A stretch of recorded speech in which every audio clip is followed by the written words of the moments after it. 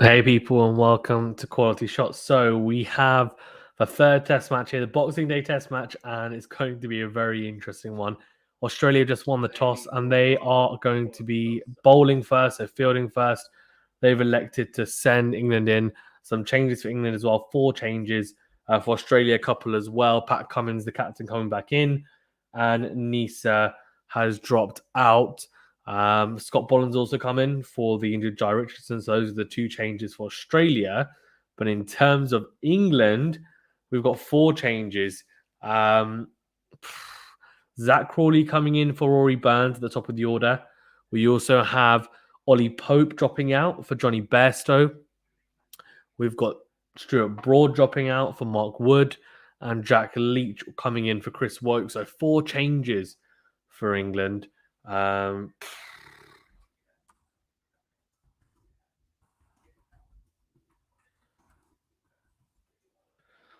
Right, so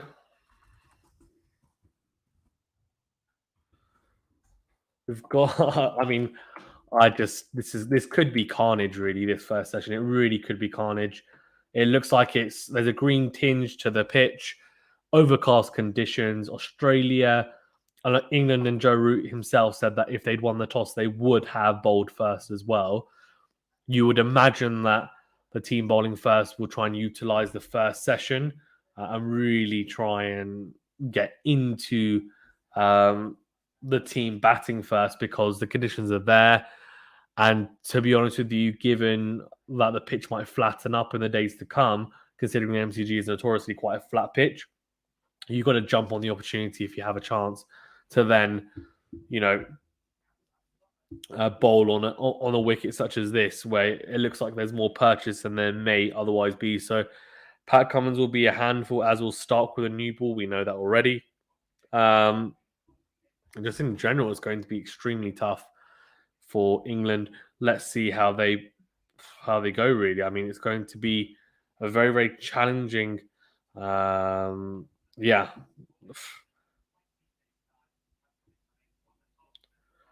It's going to be a very, very challenging session for sure for England. I would imagine Zach Crawley coming in. I mean, he's going to have to get very, very, very comfortable very quickly if he's going to have any chance. So that's going to be interesting. Haseeb Hameed as well has had a couple of decent starts, a couple of 20s where he looked quite good, but then just not managing to kick on. So that's a bit of a shame. And then they've relied really on Malan and Root, who have been disappointing in the sense that they haven't gone on to get those bigger runs that they would have hoped for, especially with some of the partnerships they have formed. But we'll see. We'll see how they go. We also have, of course, on the bowling front for England, Jack Leach. I mean, they didn't have faith in Jack Leach after the first test match. They dropped him. They brought him back. How is he going to feel confidence-wise going into this test match? How is he going to perform? Australia, I'm assuming, will try and attack him. Will they be able to? Will they be able to put him on the back burner again, which would be a massive blow if they manage to do it again? And from Australia point of view, they've got back their talisman, the captain, Pat Cummins. Still no Hazelwood, but Scott Bolland comes in. He doesn't swing the ball like Jai Richardson does both ways. He's not as, and maybe Nisa, he's more someone who bowls a very tidy line of length, wicket to wicket, almost, dare I say, a kind of Graham Onions like, if for those England fans out there, from what I know. So he'll be looking to challenge the outside edge on that 4-stump line or that top of off stump, and he'll give England some different problems to Starc, who'll be swinging the ball, Cummins, who'll be seaming the ball, and then of course you've got Nathan Lyon and the all-round of Cam Green, who Cameron Green has got the ball to shape at times when it doesn't look like it should be shaping. So he is someone who is very dangerous as well, especially with his height. I'm just going to update the scoreboard, get it up, because obviously we will be starting soon. Should be starting in the next 15, 20 minutes. England batting first.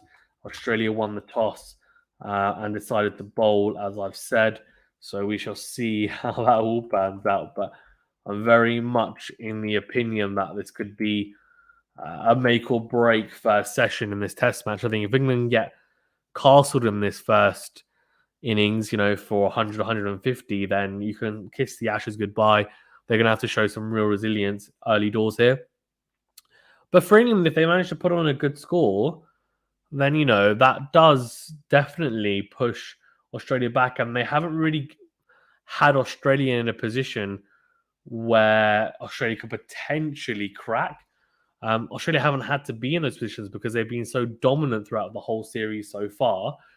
So you can just see here as well the lineouts. We'll just get that up for you guys to have a look at.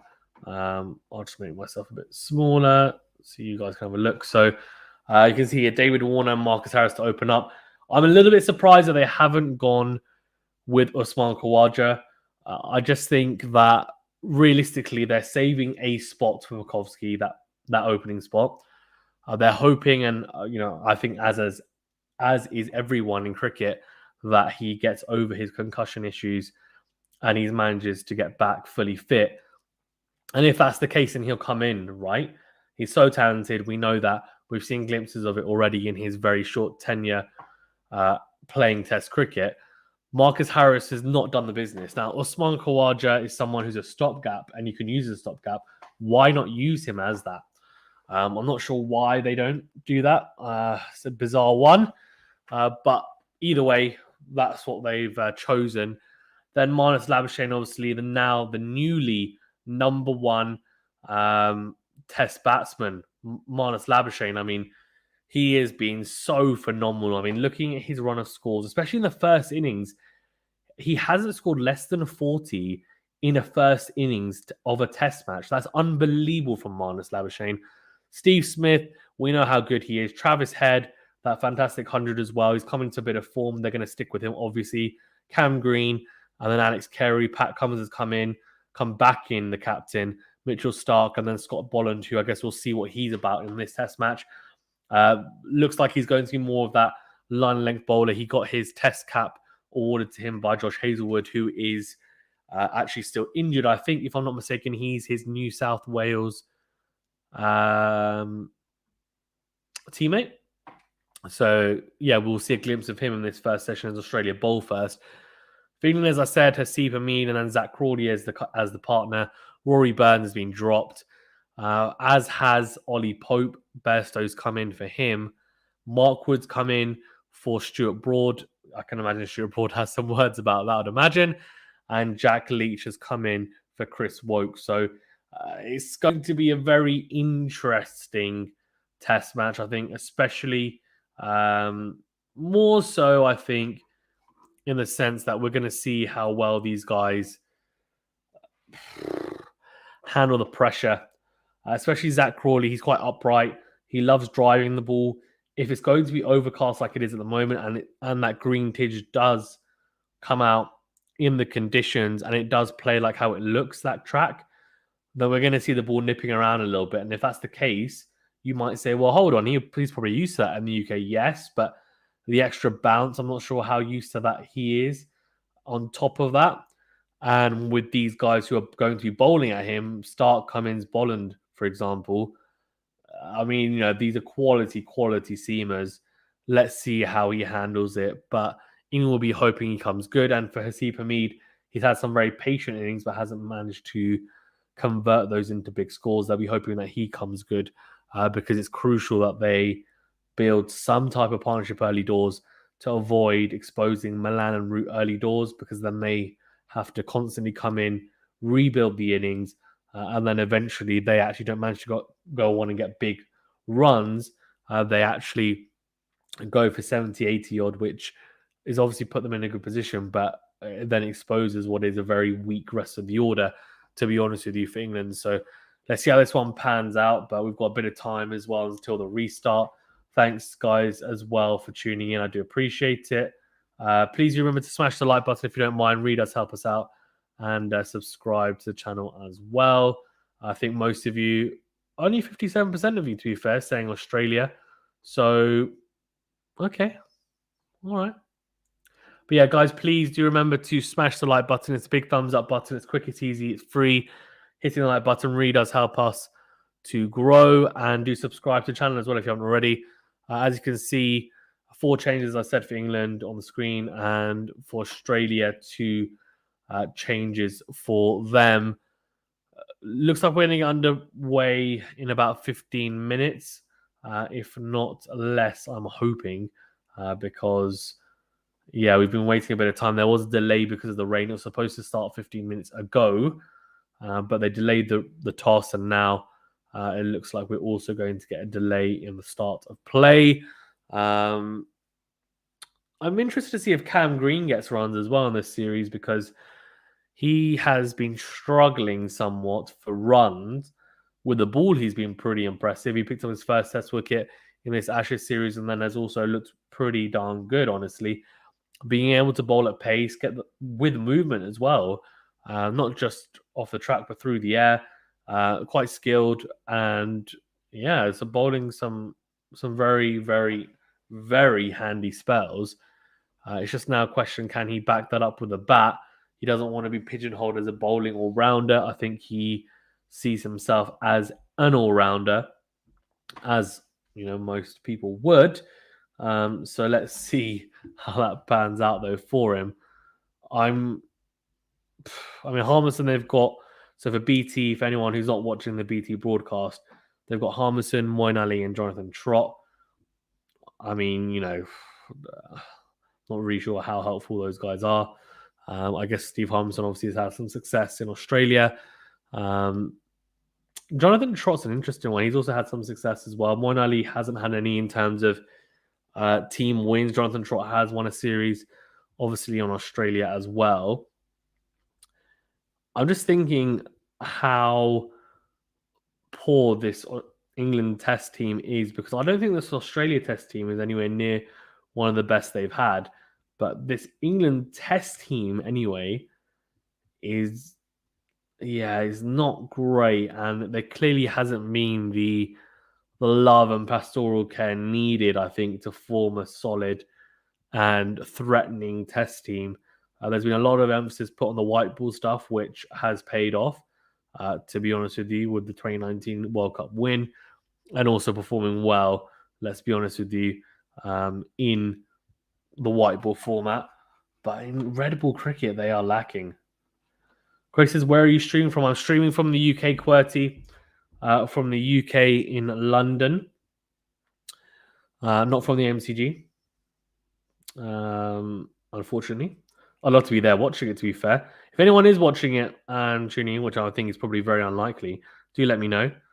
And let me know where you're from as well. If you've got some guys from Australia, from the UK, from all over the world, it's always great to hear where people are from. We have some people from the most, unlikely places, which is really, really cool, to be honest with you, and really amazing to hear, because that's what we want. We want people in, interesting positions.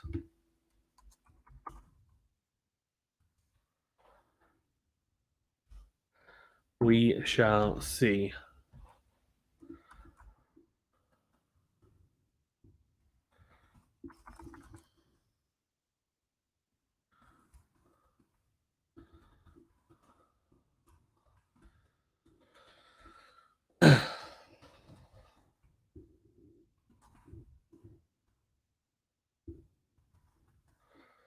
Right, so let's see how this one pans out then. Should get started soon, hopefully. Sometimes they just drag it out. They just drag it out.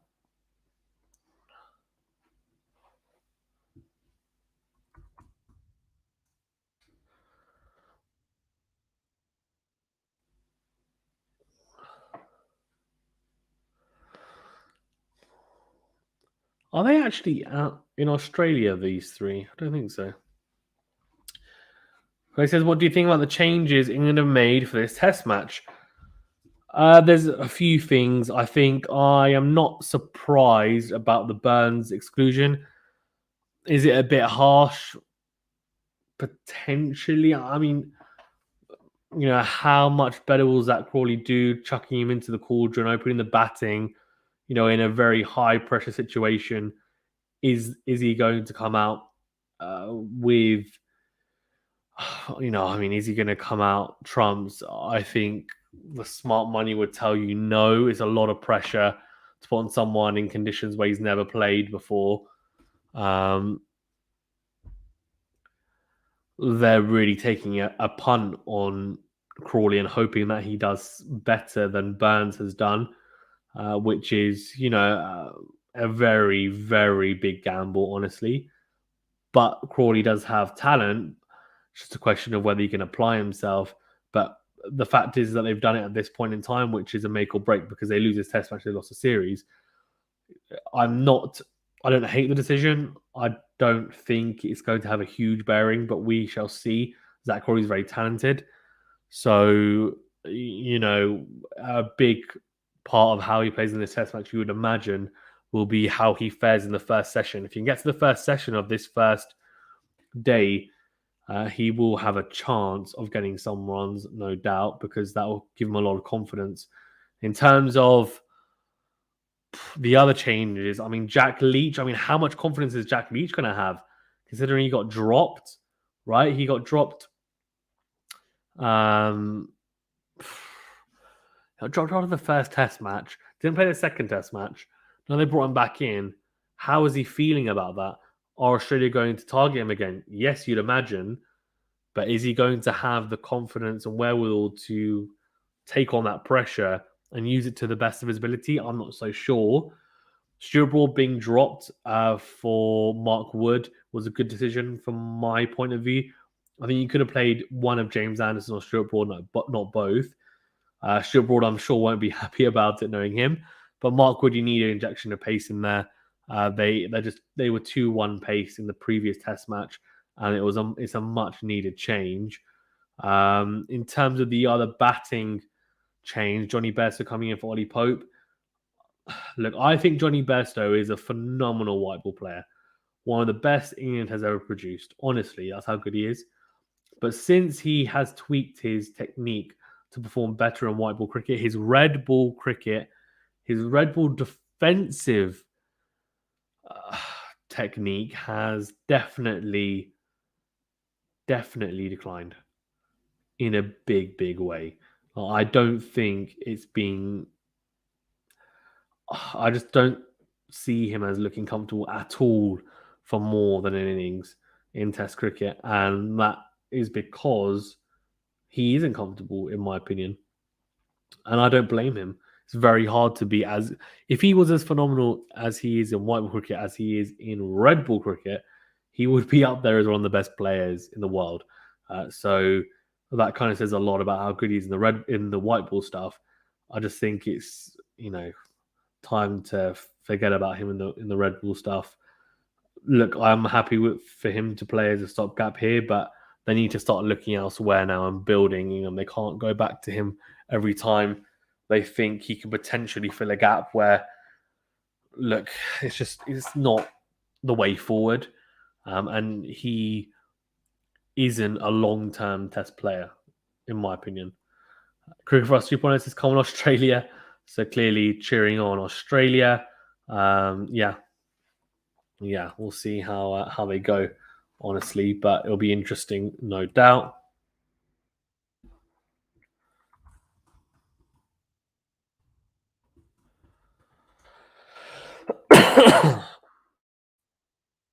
Right, so Scott Bolland getting a bit of a clap. And obviously England will be batting first. They're just doing the... national anthems anymore? I think they do, don't they? Yeah, they do. A Boxing Day Test match, which is pretty full, to be fair. It's going to be an interesting one, no doubt. Grace's first session predictions. Oh, mate, this is... Being from the UK, I would like England to get through it without losing a wicket, but that seems very unlikely. I would imagine by the end of the first session,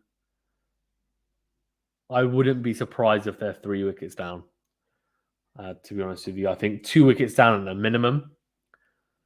If they can get away with being wicketless or only losing a singular wicket, in that first session. I think it'll be a good session for them. Runs are runs. I mean, at this point, it's just making sure that you keep your wicket, and then you can obviously build from there.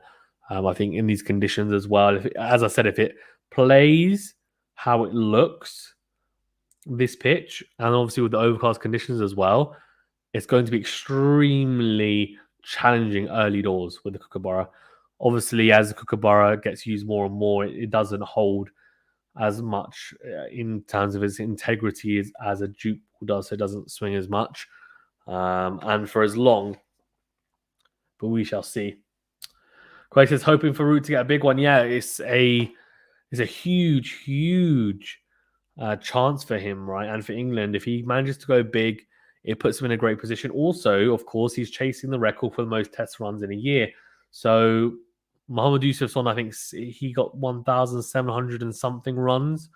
Root is on 1,600 and something. He's just under, or just, well, he needs just over, I think, 100 runs to break the record. He's got 2 innings to do it, obviously, because the rest of this test match runs just before the end of the year, which means that he'll need to get at least 100 or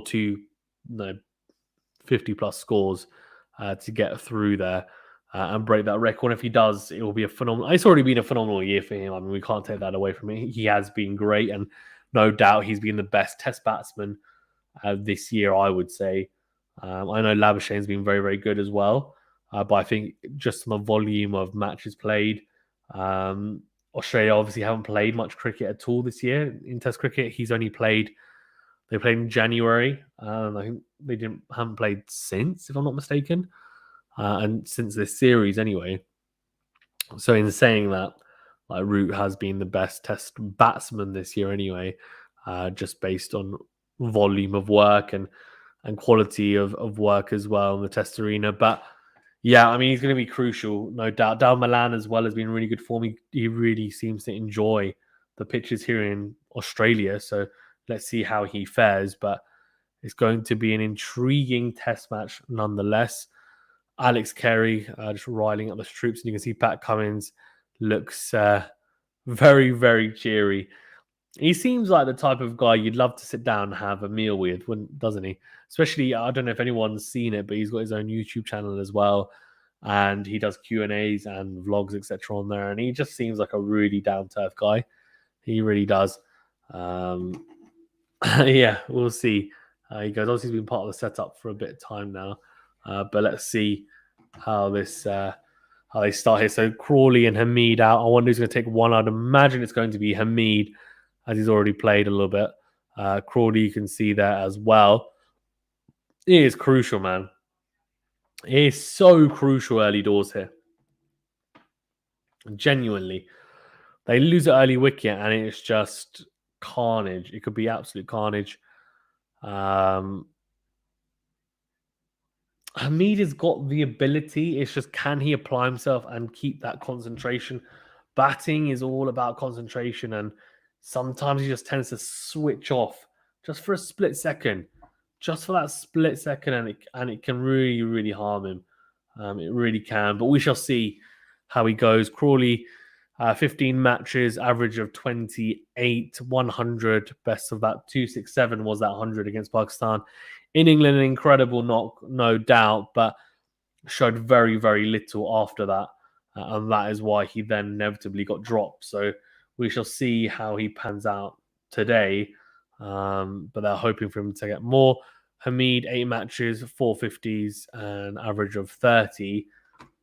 He's looking to get that all-elusive 100 that has evaded him for the 8 test matches so far. But we'll see how he goes. 54% of you saying Australia to win. So still in favour of Australia. I'm surprised. I thought it'd be slightly more. It's going to be Mitchell Starc to open up. Look at those stats. Average of 27, economy of 3, 264 wickets from 64 matches. He is a phenomenal bowler, especially with that. I mean, he's one of the most deadly new ball bowlers around in Test cricket, and just not just Test cricket, but in cricket in general. White ball cricket, red ball cricket, all forms of cricket. With that new cherry in his hand, he is an absolute nightmare, Mitchell Starc. So we're going to get underway here. Haseeb Hameed with his long locks taking his guard. See Mitchell Starc with the red ball. So no pink ball, obviously, today. It will be the red ball. And we are going to get underway here. So this is going to be extremely interesting to see how this one pans out. I always find that the first couple of balls of an innings can really set the tone. Let's see Mitchell Starc obviously set the tone of the first test match, cleaning up Rory Burns' leg stump. Let's see how this one starts. Here we go. Yeah, Mitchell Starc running in. Haseeb Hameed for the first delivery of this test match at MCG. Oh, and it's wheels. It is wheels. Starts off. I say wheels, but only that 136 kilometer mark. But that is a warm up really for Mitchell Starc. No swing really, just up and down across the right hand of Haseeb Hameed on a back of a length, and he leaves. I think it's a no ball. It is a no ball to start off from Starc, so welcome runs for England, that's for sure. And we'll get the scoreboard up as well. So yeah, that's a pretty big no ball as well, to be fair. And it looks like they've got the no balls in place, which is good to see because in the past they didn't have it. Obviously, as we know, that controversy in the previous one. Oh, a bowled again. Not a huge amount of swing on offer, although his length has been pulled back in these first two deliveries. He's not gone too full. Mitchell Starc, he's trying to give him nothing there. Just going across the right-hander again. It's a good leave from Haseeb Hameed. Again, just needs to be disciplined on and around that off stump and outside off stump and know when to lead, know when to play. So far, no danger in those first two deliveries. So sensibly leaving them. You'd imagine Starc is going to go fuller and straighter at some point in this over to test Hameed's defences. Oh, yeah, this time tucks in a little bit. But again, Hameed leaves well. It's fuller from Starc. No real swing from what I can see. My eyes could be deceiving me, but Starc isn't getting the ball to shape a huge amount. If it is turning a little bit, let's have a look. Just looking at the greenness of the pitch. You can see it's still a little bit, still looks quite firm, but definitely green tinges there. It's overcast as well. Starc hasn't got the ball to hoop as some may have expected given the conditions. But yeah, first three balls or two balls even. First ball, obviously a no ball. So far, nothing from it. Again, going across the right hander, you can see fizzing through to Alex Carey. The bounce is definitely there off this pitch. You can see that bit of extra bounce, the bounce that's expected on Australian pitches. So a no ball and then 3 dots to start this over from Starc. Is halfway through the over. Just going across Hameed, again, back of a length. Only the one delivery a bit fuller, but on that fifth stump line, Hameed getting across and making sure he had his off stump covered. But yeah, nothing of note from Starc as of yet. Not really challenging the outside edge or the stumps yet. Runs in. Oh, that's a very wide delivery from Mitch Starc. So this has been a bit, not loose, but a little bit wayward from Starc. Hameed, as you'd imagine, will just leave, and no, I don't blame him. He's not going to chase after it, especially in the first over. It would be absolutely crazy to think there's actually a little bit of shape away from the right hander in that delivery, quite a bit actually, to be fair. And it's interesting. Starc has obviously definitely worked on that. He naturally has the in swing into the right hander. He's most definitely worked on that away swing into the right hander, which is something that he's developed in the last few years, if I'm not mistaken. And it's a pretty damn effective delivery. Last deliveries of this over, this first over. Oh, that's a much better delivery from Starc. That's a much better delivery. Fantastic line. Just that off stump line. Hameed leads on length. It's a back of a length delivery from Starc. Let's have a look. Yeah, a little bit of shape and then just hits the seam. And you can see pops above the off stump. And Hameed trusting the pitch there because obviously the pitch plays up there and his off peg could have been flying. But it's a good leave, a good measured lead from Hameed. Well bowled by Starc, much better line from the Aussie pacer. Oh, again. That's a beauty again from Starc. This time, that is much better. Shaping into the right-hander, pitching on just on that four-stump line, then shaping in and missing the top of off stump there. It's a good lead from Hameed. Again, trusting the length there of the delivery, knowing that it's going to go over the stumps, doesn't need to play at it. And very disciplined batting from the English opener. No, hasn't got off the mark yet, but it's been good. Good watchful batting, and that was a very good lead, to be fair.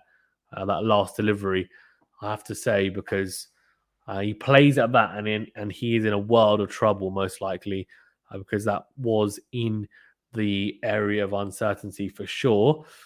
Cummins is going to take the new ball, which is interesting. He doesn't always take it. It's normally Hazelwood and Starc, and then Cummins comes on at first change. But with no Hazelwood and no Nisa, it will be Cummins. Scott Bolland won't get the new ball. Crawley on strike. Now, he could struggle quite a bit, I would imagine, with Cummins. Just says, hello, Fazan. Will you be covering South versus India? It's on Sky at 8 a.m. Probably not, buddy. We might do some days on it, but I won't be doing it tomorrow. Cummins running in, and yeah, no movement, just up and down straight on that fifth stump line. Crawley leaves it, as you'd expect him to. And it's going to be interesting. Cummins against Crawley is going to be a very interesting matchup, because you'd imagine Cummins will try and tie him down and then set him up with that wobble seam delivery that he bowls so well. But it's just a case of whether he can perform. I mean, also, how's he after that little niggle as well? How's he recovered? It's very stressed. A fantastic stroke from Crawley. Punched down the ground. That might be 4 runs, depending on how quick the outfield is. It won't be. It's well fielded in the end by Scott Bolland at mid-on.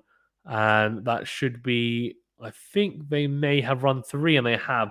So good shot from Zach Crawley. 2-4 from Cummins. And Zach Crawley leans on the front foot, just punches it. Slight turn of the bat, almost more than a straight drive. It's slight on drive, really, from Crawley. Slight turn of the bat, and didn't time it perfectly, but timed it well enough with a full face for 3 runs. So gets off the mark, Crawley, and that'll feel good. That'll feel like a bit of pressure dropped, definitely, from Crawley. He'll feel relieved, to say the least. Cummins, I'm very interested to see how he performs today, just because of that niggle that he had. He's brought himself back in, and obviously he is, in my eyes anyway, the best seam bowler in Test cricket. But it's just that's a great delivery from Cummins. Really is. There's so many occasions where he manages to just tuck up the batsman, gets this sharp, acute seam movement in towards the batsman. So uncomfortable to play.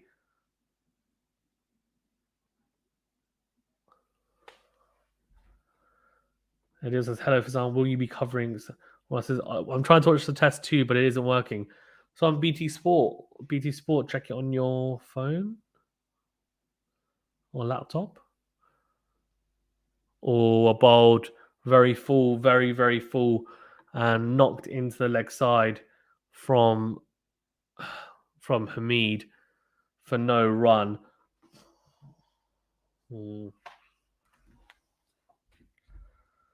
Let's see.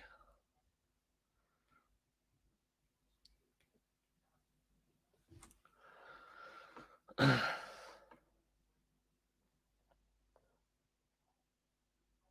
if the rumors was true about David Gow joining BT, good to hear. Oh, beautiful. Oh, he's got him.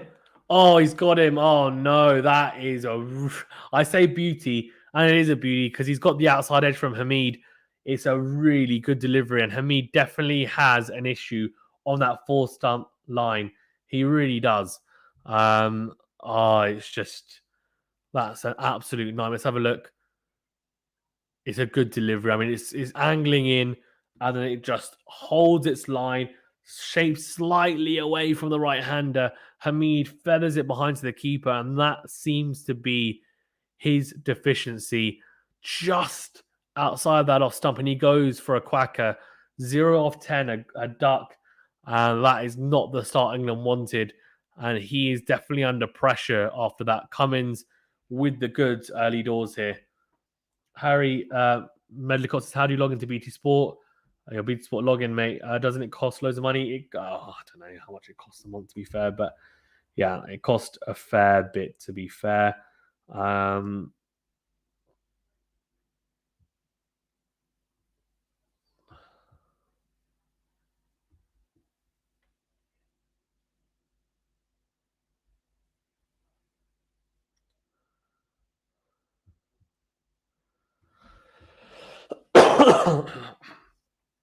No problem, Harry. Yeah, that's a vital wicket. Big wicket for England, and they lose their first wicket. So that's a big blow. Dawid Malan comes in a lot earlier than he would have hoped and expected. England 4 for 1 here. Hameed falling to Cummins. Very good delivery for sure, but he'll be disappointed. He looked very disciplined that first over against Starc, leaving on length, leaving on line, looking solid, and just got sucked in a little bit to play. Didn't need to. It is a good delivery. It is. It's very hard to say it was a very loose shot. He's got out playing for defensives. I mean, it's not like he's played expansive drives, but it's clearly a weakness he's to look at just around that off stump, just outside that off stump. Cummins now into Malan. Oh, it's a beauty. That is an absolute beauty from Cummins. 140 Ks just across the left-hander. And I'll tell you what, he's absolutely squared up Malan with that delivery. A really good delivery first up. Adil says Haseeb duck. Yeah, duck indeed. Exactly. So I don't know how you only got 9 views. You deserve more. Merry Christmas and keep up the good work. Thank you. Appreciate it. Yeah. Happy holidays to everyone who's celebrating, no matter we're celebrating, and Happy New Year as well. I appreciate it. Guys, please as well do remember to smash the like button if you don't mind. Really does help us out a great deal with the channel, and do subscribe to the channel as well. If you want more content like this, we will be doing more live streams. We are also doing our QualityShot cricket awards for 2021. So, for example, things like the best Test Player of the Year, most disappointing Test Player of the Year, best player in all formats, best player in each format, T20s, ODIs, etc., best match of the year, blah, blah, blah, blah, all those different categories, which will be a discussion debate. We do it every year. Well, I say every year. We've only been a channel for about a year, but we did it last year as well. And it's really good fun. So, yeah, keep an eye out for that. That'll be released before the end of the year. And I do appreciate you all for tuning in. So it's 4 for 1 here. Starc, I mean, he's only conceded that one run, which is the no ball.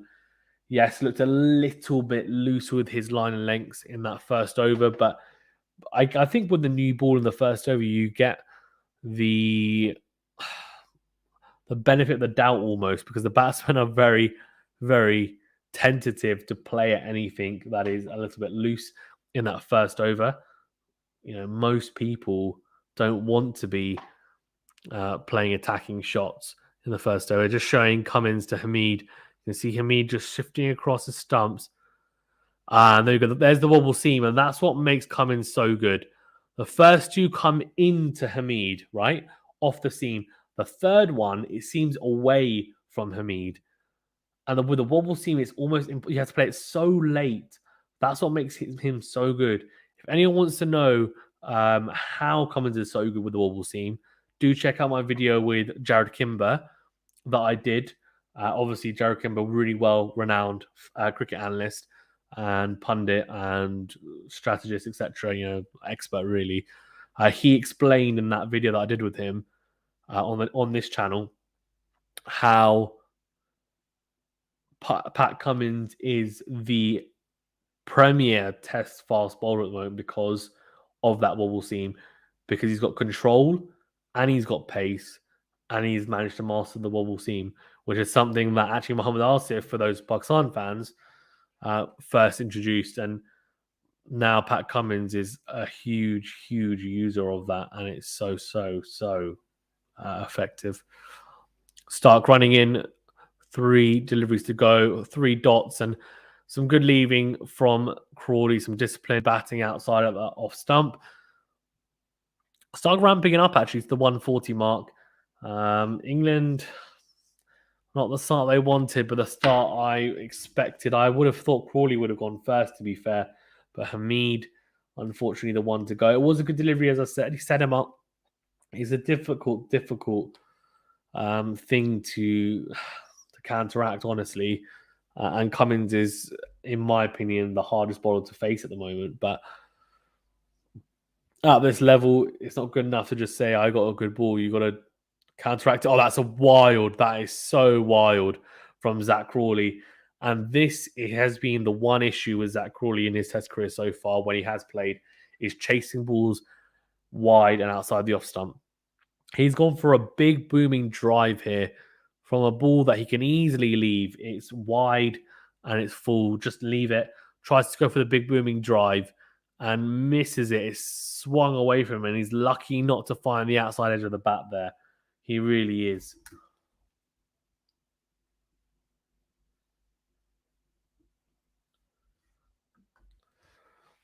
Right, here we go. Starc running in.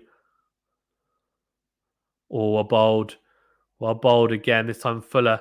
And he's telling Crawley, you don't want to play at that. You don't want to play at that? Come on. Come on, you don't want to play at it? It gives him a little wry smile. Yeah, fantastic over from Starc and Maiden. And England under a lot of pressure. Just having a look at that delivery to Hameed is such a good delivery. I mean,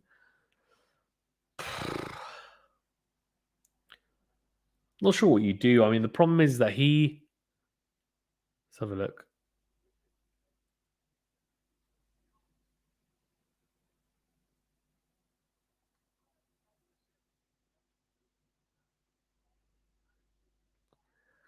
It's interesting. They're just showing the replay. His bat is in front of his pads, Hameed. He needs to sort that out a little bit.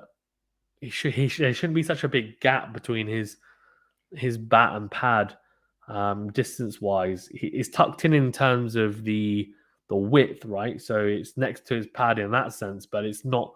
He's out of control out here with his bat. Like, his legs are all the way back and his bat's out there. He needs to be more. Yeah, he needs to be forward more there, really. He needs to be more smothering the ball. He's actually out here, which is. He's not in complete control there. Oh, Cummins just drifting down the leg side, and you can see the Aussies very excited here, and you can imagine why. They've got England 4 for 1 here, on a lot of pressure. 3.2 overs gone, and Malan almost tickling that down to the keeper down the leg side. The MCG looks pretty full.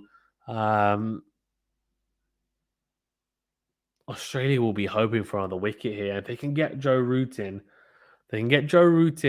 in this first session, that will be a very positive sign for Australia. Cummins just getting that ball to shape away from Malan. 140 clicks as well. Not bad, eh? And Malan just leaving it yet to get off the mark. Crawley just with that 3. The only positive from England in this whole session so far, as short as it's been, that 3 overs, is that punch from Crawley for 3 runs. But apart from that, it's been all Australia, as has this whole test series, to be fair, as well. England have shown fight in very small, fleeting moments, but Australia just ramping up. Oh, that's another beauty. It's gone through him, almost, Malan. That's such a good delivery. I don't know how that's missed, honestly. He's just going across the left hander and then it's straightened up. Malan leaves it. Let's have a look. Oh, it's a very good delivery. To be fair, Malan's done well. He's left that really well. Absolute beauty and peach from Cummins. Just missing the top of that off stump.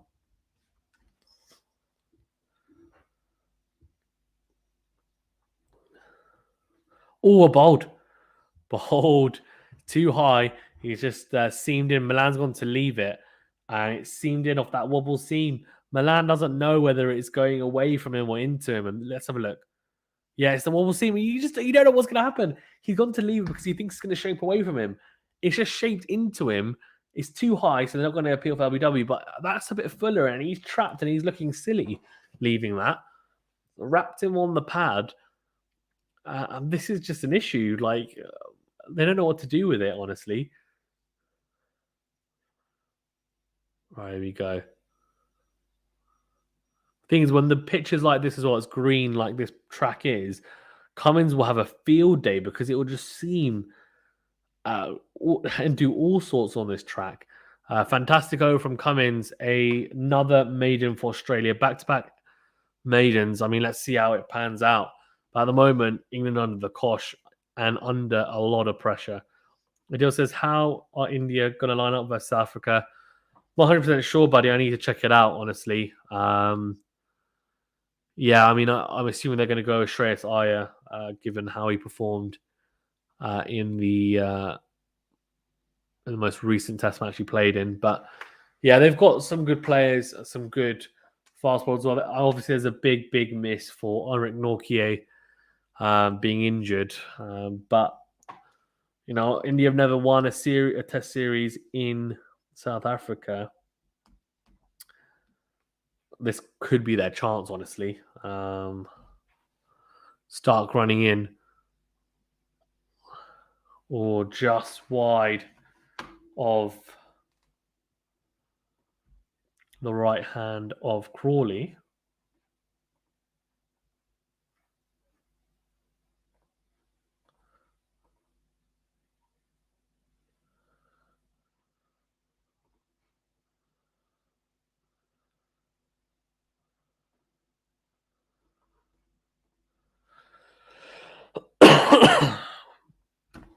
All right, 4 for 1 or 4.1 overs.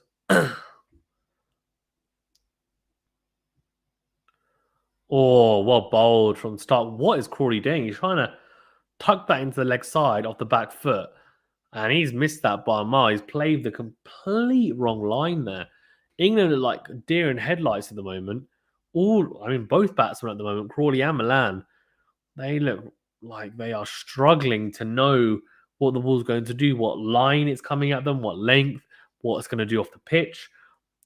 They look so uncertain in their batting at the moment and their approach.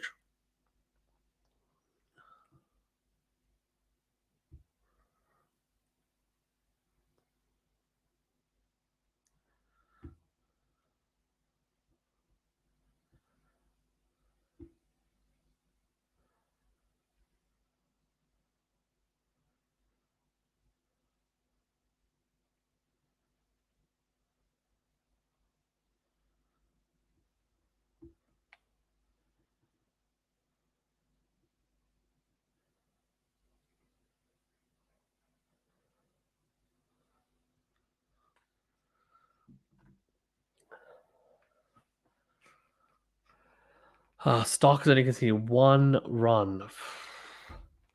Assault Jacob 10 says Stark can't find his line. It's true. Yeah, you make a very good point. Assault Jacob, thanks for tuning in.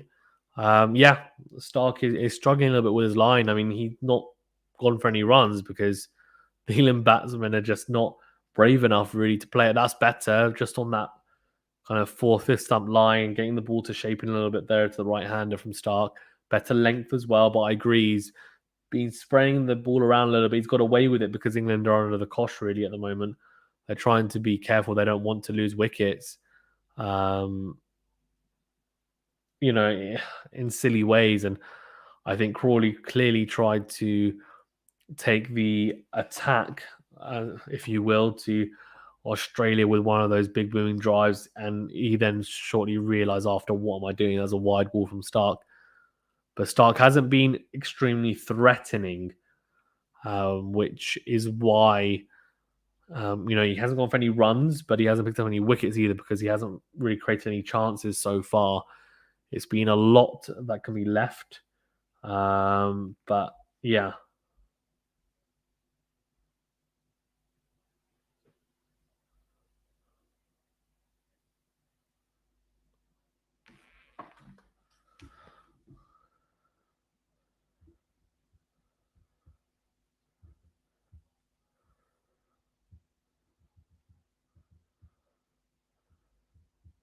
Oh, he's got away with that. It's a leading edge.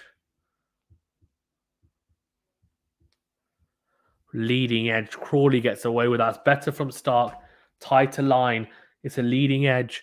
And that's gone up in the air towards the cover region. It's not caught. He's got away with that big time. He really has got away with it big time. 7 for 1 off 5 overs. A couple of runs for England, much needed runs, to be fair, as well. They have been very much under pressure early doors here.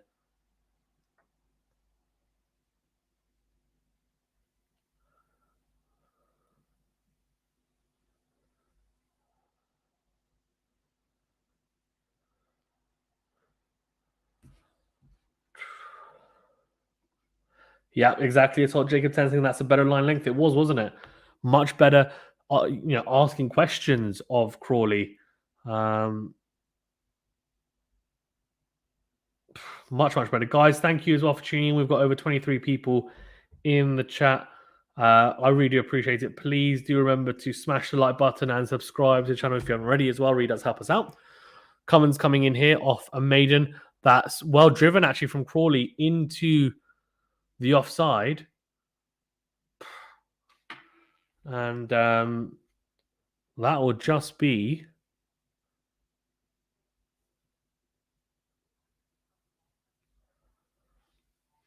Well, that will just be 2. A little bit out of control, that drive into the offside. Let's have a look. Slight turn of the hands. Didn't mean to go as square, I think, as he intended.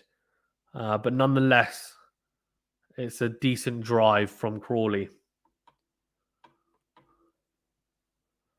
Yeah, that's better. That's solid from Crawley. Much better. Leans on it. Full face of the back. Gets in line. Much better from Crawley. In his own pieces, how good is Brock Lesnar WWE? Can we talk off topic?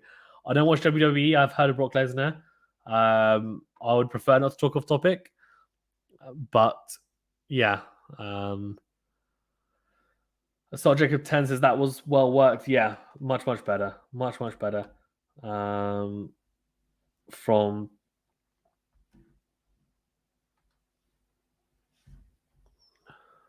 a bold from Cummins, nice and full. And just solid for defensive from Zach Crawley. Really solid.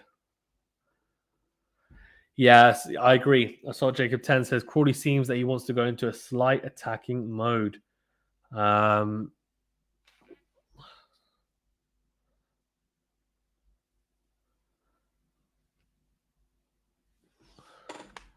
Jacob says, but solid at the same time on the front foot. Yeah, I agree. I think he is trying to counter-attack a little bit, right? He doesn't want Australia to have it all their own way. That's a very good flick into leg side from Crawley. He should get 2 there at least. They might get 3 if they rush back, and they do.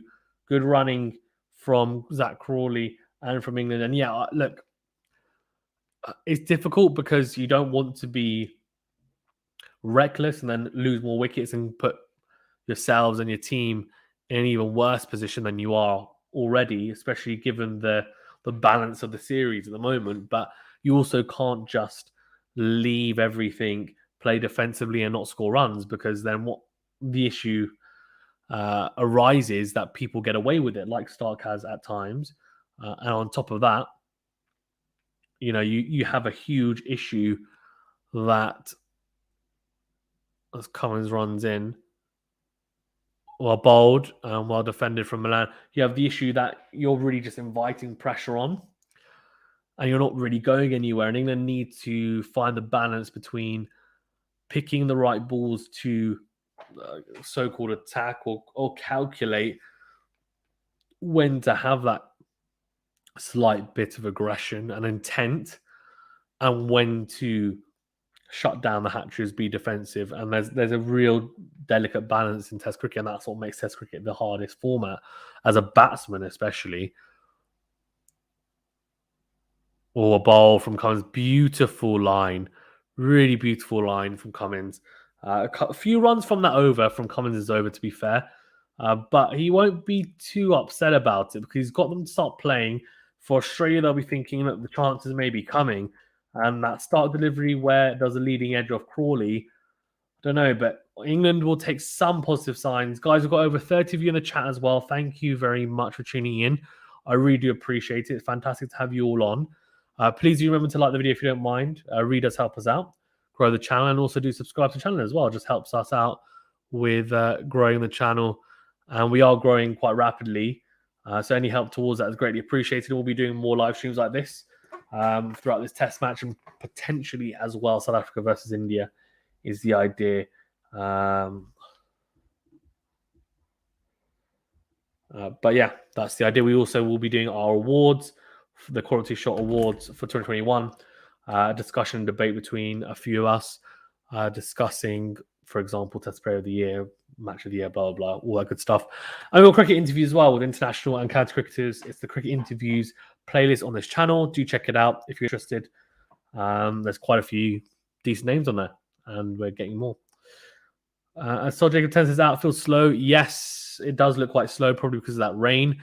Scott Bolland is going to bowl his first ball in Test cricket. Here we go. Oh, nice start. Nice start from Scott Bolland, back of a length. And just that fist stump line. A little smile. 133 Ks. Looks like he's getting a bit of carry there. Bowls a heavy ball, it looks like. Good, tight action as well. Very, very repeatable, Scott Bolland. Let's have a look at his action. Yeah, very front on. Scott Bolland, very, very front on. And looks very repeatable. Doesn't look like a huge amount of strain on his body as well, so it looks like a good action. Oh, a bowled. Very good for defensive, though, from Crawley. Henderson P says, would you rather have 11 Ashwins or 11 Cummins in your side? That's a really interesting question. Depends on the conditions, eh? If it was subcontinent, then Ashwin. If it's Australia, South Africa, England, New Zealand, maybe even, well, yeah, West Indies, then it'll be Cummins, I guess. But if it a gun to the head, I'd say Cummins. But today, it depends what you like. Good for defense. That sounds more like a question of who you're asking is better, Cummins or Ashwin. So Jacob 10 says, seems like Malan wants to hit it into the leg side. Yeah, I mean, he's very strong square of the wicket is Dawid Malan. So square drives, cuts through point, flicks off his legs and pads through mid wicket, flicks around the corner towards fine leg, pulling in towards square leg, for example. Anything square of the wicket, as most left-handers are, it normally means that, you know what, we're very, very strong. Anything short and wide, and that's no different for Dawid Malan. But he's very good off the front foot. It's good from Crawley, better. Trying to drive a full delivery from Bolland. Doesn't get all of it, slight inside edge, and goes towards mid-on, where actually he was trying to drive through cover there. Good start for Bolland, though. 4 dot balls. Adil says, do you think Burns could have stayed for the third test? Just tweak the batting order a little bit, have Malan and Haseeb open. Burns come in at Malan's position. No, I don't think Burns is a number 3. I don't think he's ever batted there either. Well played. Really good running from Crawley. He's stolen a run there. Just a drop and run, really. Really, really intelligent batting. Malan the same wavelength as well. Very intelligent from Zach Crawley. He's looking like he's confident, which is a good sign. And he's definitely taking on the challenge so far. And so far, so good from England's point of view. Crawley looking okay. But yeah, I wouldn't have had Malan, Haseeb, Hameed open and Burns in at 3. I think that's not the right decision. Malan is doing well at 3. You don't move a player who's doing well at 3 to open. That's not how it should be. You keep him in that position because he's performing well. Assault Jacob 10 says Crawley is so solid. I don't know if he's so solid, but he's so far so good for England fans, and I'll be hoping he carries on. Adil Saga says 5 Barbers, 3 was ones, 2 Shaheen Freeds, and 1 Stokes in the team. You say interesting. Bolland running in. Oh, bowled, very well bowled. Tight line, and that will be his first over of Test cricket. Not a bad one. Only a single off it. That little cheeky 4 defensive stolen by Zach Crawley. England are 13 for 1. And so far it's been pressure from Australia. England have started to wrestle a little bit of momentum through Crawley. But we shall see how the rest of the session pans out. Hinders and Peters, Joe Root's third Australia tour. He has batted great in 20 plus innings, but why no 100? It's a very good question. I think, to be honest with you, he had that issue not just in Australia, but in a lot of other countries and in his career as a whole in Test cricket. His conversion rate before this year was really, really poor. As Cummins runs in, or well defensed. I was going to say well defensed. Well defended from Crawley in the end. In fact, last year, I think he averaged 40, I want to say 45. I don't think he scored a single 100 last year. We're talking about 2020. So he's had that issue. He had that issue anyway before this year. A huge issue about converting 50 plus scores to hundreds. So it wasn't just in Australia, it was just everywhere. Now, this year, he's changed it. So I would imagine we will see him score. Oh, he's gone. Oh, Zach Crawley's gone. Cummins gets the wicket. That's a big wicket. And I'll tell you why, because Crawley looked okay whilst he was in. But unfortunately, as has been the case with a lot of the England batsmen, they fall to the captain of Pat Cummins. It's an outside edge. It's a leading edge, straight to the man at gully. How many times have we seen batsmen get out, caught at the top of the bat, that little bit of extra bounce off the surface, seaming, and just off the top of that bat of Zach Crawley's an outside edge to the man at gully. It's a sharp catch from Cam Green, and Zach Crawley has to go for 12. And England are in despair here. They really are, because now Joe Root's going to come in, and it's 13 for 2 here. England in a world of trouble and pain. And I'll tell you what, this could be a horrific first session if England don't manage to get something from the rest of the session without losing a wicket, because 13 for 2 here, the Ashes is slowly falling out of the grasp of England. But just back to your Joe Root question, Hinduism piece, I think he will score 100 in this series for sure. But let's see, he's got 3 test matches left. He was close, obviously, in the first 2 test matches, and I'd imagine he will get 100. Something has clicked this year where he scored obviously big runs against Sri Lanka, India, for example. And I would imagine that it will happen in this series as well. But I agree that it's going to be extremely, very, very interesting if he doesn't score 100, because that will definitely be a tag he will have if he then comes back as well. So Jacob says, of course, it's Nathan Lyon messing up.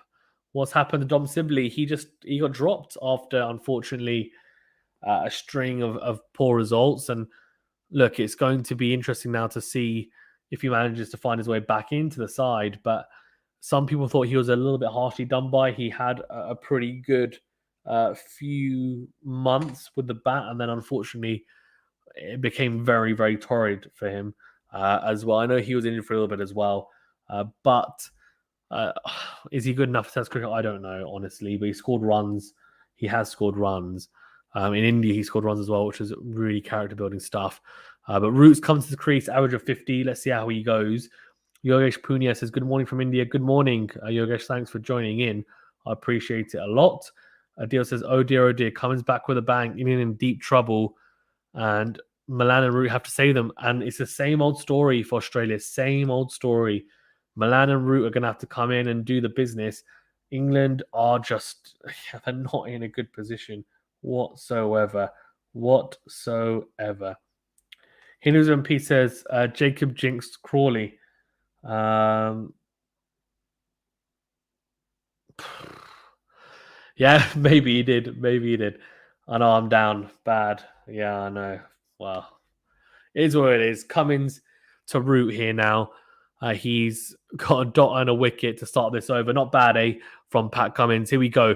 Cummins to Joe Root, the captain to captain. Oh, and he flicks that into the leg side. He should get a single. It's a it's a tight one, but in the end, comfortable. The fielder not sharp enough there. short mid on, but just flicked in there and gets off the mark straight away. And that is definitely, for him, you would imagine, a marker to say, look, I'm up for this. I'm up for the battle straight away. It's actually very clever running. He's hit that to the right side. I think it's on Mitch Starc, knowing he's left-handed. So, yeah, impressive, actually, to be fair, from Root, just to get off the mark straight away. Obviously, you can't look into that too much, just a single, but intent there for sure, which is good. Hirschpuri says, England cricket has become a white ball centric. They should have a deeper bench. Agreed. 100%. I was saying this earlier, Hirsch. A very good point made as Cummins runs in round the wicket to Malan. Very solid for defensive as he prods that back towards Cummins. Yet to get off the mark down Malan, 0 off 11. So he will be feeling the pressure right now because he doesn't want to get out for a duck like how Haseeb Hameed did. But yeah, Hirsch, I completely agree. England has become very, very white ball centric. They've invested a lot of time and money into the white ball side, and seeing it's definitely paying off, no doubt. Of course, they've got an ODI World Cup to show for that. But the red ball side and the red ball infrastructure is definitely fallen a little bit, no doubt. And it needs looking at. Yeah, I mean, spinners as well. And I think it's going to be a few years until England get anywhere near the level that they should be. They're not a top 3 test side by any stretch of the imagination. I mean, you've got Australia, New Zealand, you've got India, you've even got Pakistan for, I think, a better test side than England, to be fair. And the rest, England are just not up there. England are, fifth or sixth in the world, I would say. I don't think they're in the top 3 anyway, in my opinion. Good over from Pat Cummins. He's 2 for 9 off his 4 so far, a wicket, and just the 1 run from that over. 14 for 2. England in a lot of trouble here, and they're going to have Malan and Root get them out of trouble. Once again, it's a similar story as we had in the first 2 test matches. So Jacob 10 says, good start. Well, I'm off to bed, hoping for a good result when I wake up. Have a good stream. Thank you very much, Assault. Jacob 10. Hinduism P says, brother, you are a pom or a kangaroo. I actually live in the UK in London, but I'm a Pakistan supporter, really, so I don't really mind. And even to be fair, when I am watching Pakistan, I don't really mind. I'm very, very I tried to be impartial anyway, but yeah, I don't mind who wins. Honestly, I'd like England to win this test match because otherwise it's going to be really boring, and it then makes me think more and more that these test match series shouldn't be five matches because you'd have 2 dead rubbers. Quick Frost 2.0 says, please like and share, and please like and subscribe, everyone. Yeah, please do, guys. Please like the video if you don't mind. Read us, help us out, and subscribe to the channel as well to help us out as well. Flicked into the square leg region. That is absolute class from Joe Root. He uses class, doesn't he, when he's on form? And he definitely is. He's had a phenomenal year. And he's flicked that through square leg for 4. Beautiful timing.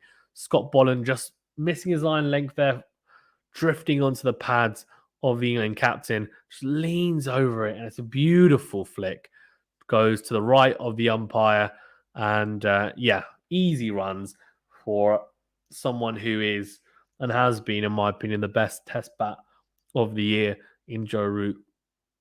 This time, well bowled on a length, seaming in actually towards Root, and just catches him. I mean, it's easy to say it's a weakness after you got hit in the box in the last test match, but it's not. It's just very hard. Let's have a look. Yeah, sharply seamed in and almost hit him in the box again. Good sharp movement off the seam there from Scott Bolland. So obviously it's something that he was looking for in the previous delivery. Just went a bit too full there. And this time again. Oh, that's well bowled again. That's really well bowled. Looking to almost go upstairs to the umpire. Joe Root smiling towards Scott Bolland. That's much better bowling from the Aussie. This time, again, back of a length, not full enough to have any worry about an LBW, but again, just catching Joe Root on the thighs there, actually seaming in again, and that's something that, to be honest with you, I was going to say Joe Root struggles with, but every batsman struggles with a seaming in ball. It's so hard to play. It really is. Oh, he's got him again. It's hard. Scott Bolland is just seaming the ball into Joe Root, and he it's tough, man. He's not rapid. Scott Bolland is bowling 133, 135 Ks. He says 40% think that England will win. Yeah, 61% are saying Australia, 39% England. Pretty surprising, but probably got quite a few, I would imagine, Englishmen in the chat, which is probably why, to be fair, which is, fair enough. I mean, I hope they win just for the sake of the series, honestly. More than anything. Dinesh Sahu says, Hi, Dinesh. Thanks for tuning in, buddy. Good to have you all on. Please remember to smash the like button if you don't mind. Really does help us out a great deal. And do also subscribe to the channel as well for more content like this. We do live streams like this. We do reviews, analysis, collaborations with other channels, people like Jared Kimber, and interviews as well. Yeah, well punched into the offside. And that should be a single. Well played from Joe Root. Really intelligent cricket.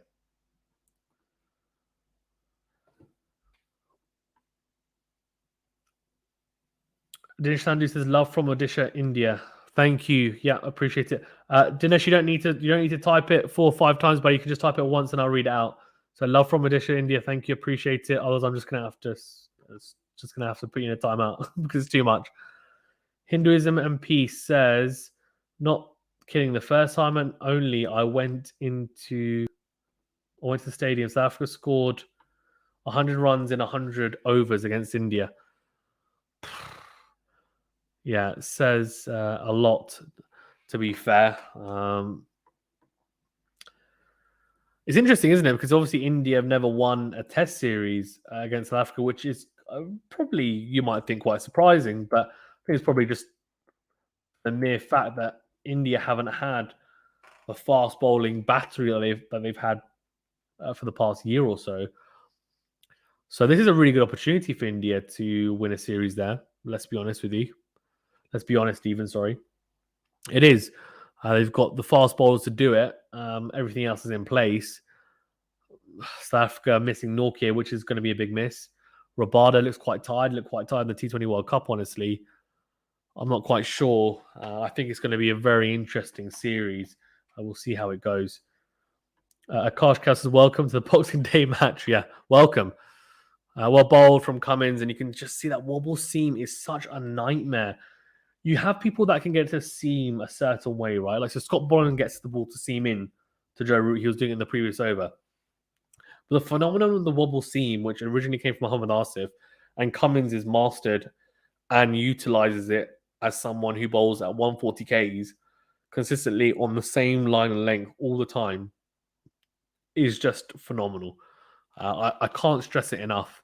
The ball will seem, he doesn't know whether it's going to go into the right-hander or away from the right-hander off the track.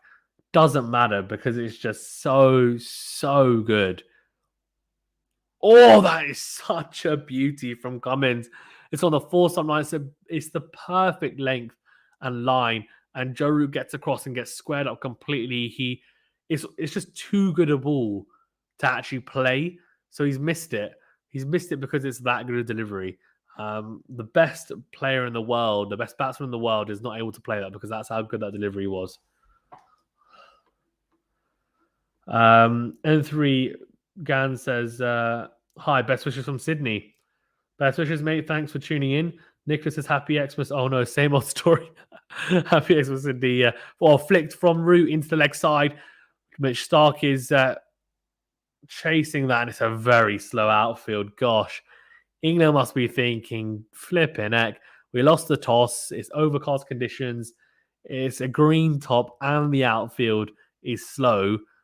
Bad toss to lose, lads. That's what I'm going to say. Bad toss to lose. Adil says, Pakistan beat India in the under-19s in a final ball thriller. Yeah, I saw that. That was a credible match, wasn't it, to be fair? Yeah, it's really cool. Really cool to see. Good to have all the new faces on as well. Nicholas, M3 Gan, Akash, Hindu in Peace. Thanks everyone for tuning in. If you don't mind, please do drop us or drop this video a like. Smash the like button, really does help us out and helps the video out. And do click the subscribe button. Drop us a subscribe if you don't mind. It's quick, it's free, it's easy, doesn't cost you anything. And you'll get alerted to more videos like this, live streams, for example, for the rest of the Ashes. Also, we have interviews with pro cricketers, international and county cricketers on our playlist, cricket interviews, and with cricket experts and analysts, with people such as Jared Kimber, who actually talked about Pat Cummins in the wobble seam in a video I did with him. Amazing the way that he describes it, much better than I can. So do check that out if you're interested. And of course, we also do reviews and analysis and collaborations with other channels as well. So yeah, get involved. Cummins coming around the wicket and good leave from Malan. Doesn't need to play at that. Wide of the off stump. In his own piece, who's the GOAT? Sachin, Bradman, or Fawad Alam? Fawad Alam, of course. Oh, I'm just joking. That's a good one, though. I like that. Sachin, Bradman, or Fawad Alam. Oh, I love that. That's great. Fawad Alam, of course. But no, I'm just joking. I don't know, to be honest with you. I don't know. There we go. Cummins coming around the wicket. Oh, well punched from Malan. Oh, it sends him back. Oh, it was well defended from Malan. There wasn't a run there. He looked for it. Root sent him back. Malan says, sorry, you're right. Malan is yet to get off the strike, by the way. He is 0 off 17. He is struggling a great deal at the moment, to be honest with you. And if he gets out before scoring, he will be frustrated in that dressing room. That's what I'm going to say. I'm going to ask you guys, actually. This is a very, very tough question. But Hinduism Piece just asked the question. I know it's a bit tongue-in-cheek, as you can tell from the comment. But who do you think is... Let's not just say the greatest of all time. Forget that. Let's say, who do you think is the greatest batsman? And not just batsman. Who's the greatest test batsman for you guys of all time? There's no correct answer. You know, don't just think, oh, I'm going to pick the guy with the best stats. That'll be Bradman, obviously. Like, who for you is the best test batsman? It could be someone who averages 30, 35, 40, right? But actually you watched and thought, I think he is class. And it doesn't necessarily need to be the greatest of all time in your eyes, but who's your favourite ever test batsman and why? Let me know. It's actually pronounced Nagan. The 3 is meant to be an E. Okay. Well, thank you for tuning in, Nagan. Thank you for tuning in all the way from Sydney. Route 11 off 10. Balan 0 off 17. Flipping heck. Oh, a bold. Well, Bolland's bowling well. He is. I know he's 0 off 8 off 2.2, but he's bowling well, I think, personally. Went for a few runs in that previous one, but I don't know. I can see why they picked him for this track, to be fair. It's normally quite flat, so he's getting a little bit of seam movement, but normally I'd imagine he'd just be probing around that off stump, just full stump line on the back of a length, wicket to wicket. Yeah. It's tough to play him. It's tough to get him away. He's stump to stump, and he's tidy. Nicholas Agar says Saviv for him. Yeah, Saviv, phenomenal player. Cash, what did you think about Mitchell Starc's captaincy? Mitchell Starc's captaincy. I don't have too much to say on it, honestly. Yeah, not too much to say on it, honestly. Well, flicked into the leg side, that should be just a single. And it is. Adil says forward on the GOAT, vital 100 for Pakistan. I mean, yeah, he's a really good player. He wouldn't be the GOAT for me. I think he's still playing. He hasn't played everywhere yet for Pakistan either, but he's a good player, no doubt. Malan yet to get off the mark. This is a struggle. Okay, so from Pat Cummins, 5 for 38 in the first innings of Brisbane, 251 in that second. Obviously, didn't play the previous match. Not bad, eh? Not bad. Scott Bolland coming around the wicket to Malan. Oh, that's an edge. Oh, I tell you what, that is extremely fortunate for Dawid Malan, because as soon as he edged that, I was expecting that to fly to slip. Instead, it's flown to the boundary along the ground. He is an extremely lucky customer. That's all I'm going to say about that. It's a good delivery from Scott Bolland. It really is. Dawid Malan just puts his bat out and it goes straight in between the slip cordon and gully. He's got away with that big time, but he gets off the mark. 4 runs to his name. He'll be glad about that. But I'll tell you what, lucky for sure. Well bowled, tries to go a bit straight to Scott Bolland. Very solid from Malan for that last delivery. He'll be thinking, thank God I'm off strike. But Australia will be slightly frustrated with that, because that edge goes to hand, and you're talking about complete domination for Australia. Look at this. Look at that heat map. Unbelievable bowling from Pat Cummins. Just so tight. The groupings from Pat Cummins. Beautiful stuff. It's more the line than anything. It's just so good. Have you watched Hinduism Pieces? Have you watched the Kusal Pereira heroics against South Africa? GOAT innings for me, mate. That is the most unbelievable innings ever. One of the most unbelievable innings. Yeah, just ridiculous. That is one of the best innings I've ever seen. Such a good knock. Someone on the channel, actually, Venu, he's Sri Lankan. He rightfully points that out when people talk about the Ben Stokes Headingley knock, because the Ben Stokes Headingley knock is better known, because obviously it was in an Ashes, it was England, Australia playing as well. So, people talk about it more. But Kusal Pereira knock was much better. I know it sounds crazy to say, because that was such a fantastic knock from Stokes, and it really was. That Kusal Pereira knock was phenomenal. And it won them the series as well. Such a good knock.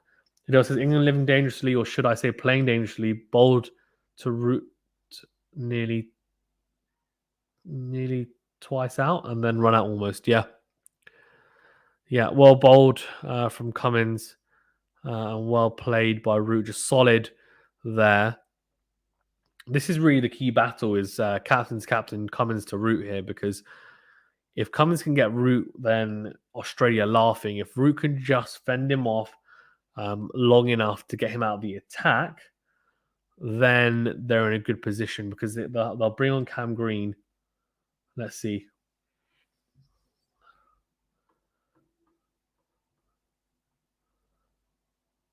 Oh, well tucked into the leg side. That should be 2. Yes, it is. Pieces, just shorten my channel name so you don't have trouble reading. Thank you very much. Thank you very much.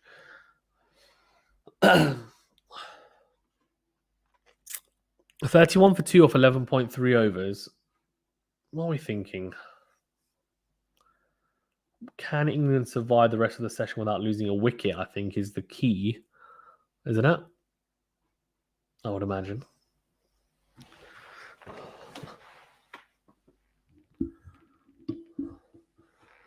I guess we shall see. Here we go, Cummins. Well bowled again. He's just so tight. It's the line more than anything.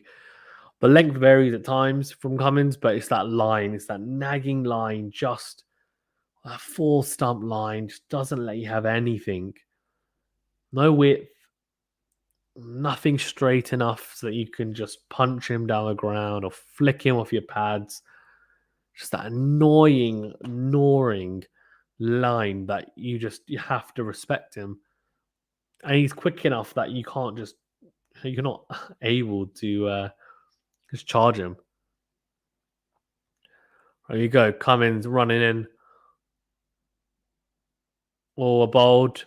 Oh my God. Interesting. Root almost looking to run there. Just running it down almost straight to gully.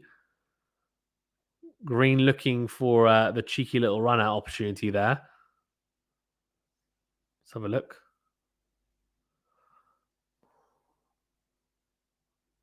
Oh, I did his crease. Okay, it's fine. P says, is Hania Amir the cutest Pakistani creature? I don't know who that is, to be fair. Just as I think Root will go, Starc will get him before the break. Hope I'm wrong. See. Oh, that's a beauty from Cummins. Seaming away from Root. And it's a good over from Cummins. Only 2 from it. Australia still putting England under pressure. The release of pressure is not there. Not there. It doesn't look like it's coming either. Akash says, what do you think? How many wickets would England lose till lunch?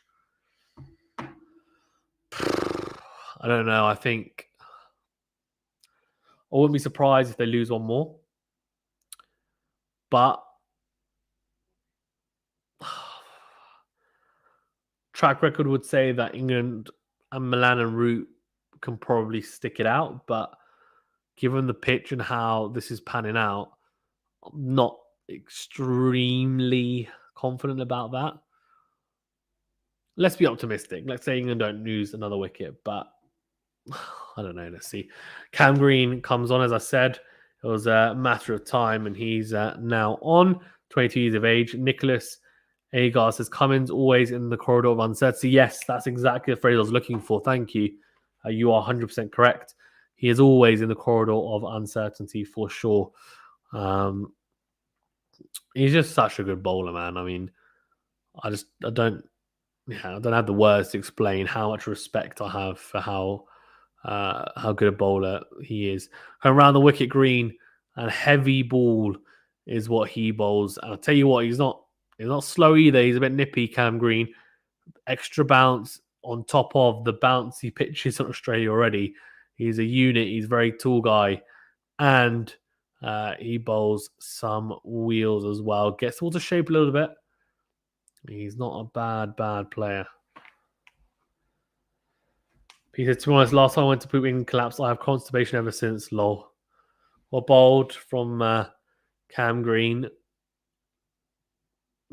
Deliveries that Malan can leave, though, at the moment. So not really challenging the outside edge as of yet. Adios is best 150 for Stokes made for those two to get big runs. Tell you what, that would be... I'll be very surprised if that happens, but you never know. You never know. They will need big runs from somewhere to be competitive. Look at that carry from Green. 137 Ks from the big man. Another dot ball to boot. It's 31 for 2 here as well, by the way. So England slowly but steadily getting somewhere. Look at the speeds there from Cam Green, all above 135 Ks. He's not a slow customer. Just imagine how quickly he bowls in the shorter formats. Imagine he gets up to 140s. Because he bowl quicker in shorter bursts. 135 Ks there again. 4 dot balls to start off here. It's good. It's a good start. Very solid. Kashka, which team are you supporting? I'm not supporting either, really. But what? I'd like England to win just because otherwise the series is dead. So I'll be cheering on England to do something. Oh, a bold. That was interesting. Come around the wicket and then a bit of movement actually off the seam with the arm in towards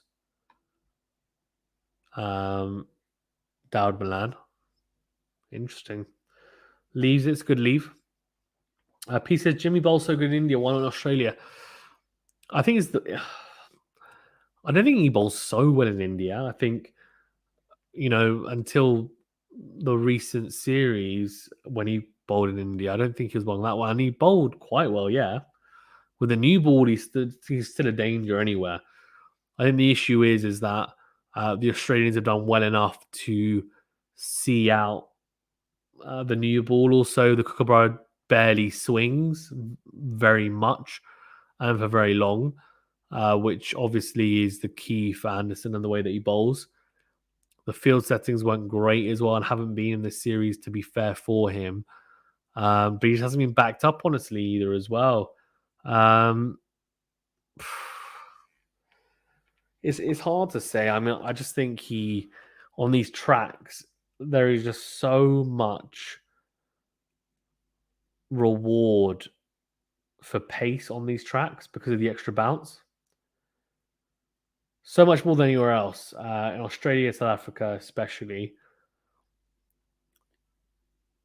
Jimmy just doesn't have that. He has the skill, but he doesn't have the pace.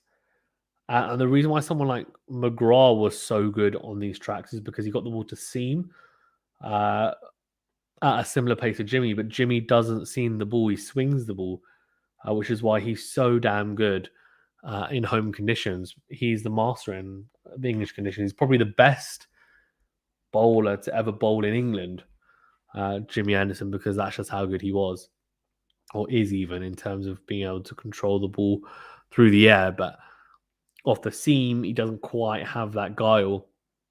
And that's why he struggled a bit, honestly. He doesn't get that extra bounce.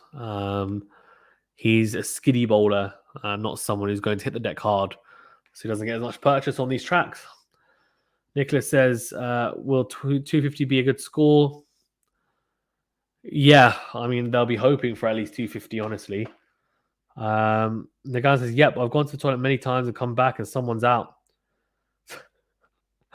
Oh, man, flipping heck. Greg Frost says, I'm going to sleep, bro. Keep up the great work. Enjoy the stream. Thank you very much. Next thing, ideally 350 plus. Yeah, I mean, they're not going to get 350 plus. I mean, I'd be surprised. But yeah, 300 would be good. Why Gaza bowls better than my favorite Swan in Australia? Very easy. Very easy to explain. So Swan and nearly all spinners, honestly, when they come to Australia, there's one thing that they're missing that Nathan Lyon has that nearly every other bowler when they come to Australia doesn't have, and it's overspin. And he's mastered that, Nathan Lyon, in Australian conditions. You have to bowl the overspin because the pitches are bouncier. You need to extract as much as you can out of the pitches, and with overspin you can, because it means that you're able to deceive batsmen with flight. There's not a huge amount of sideways spin on the tracks at times, unless you get to the day 4, day 5 on some pitches. So you need to be able to use your guile, and overspin is a way to do that.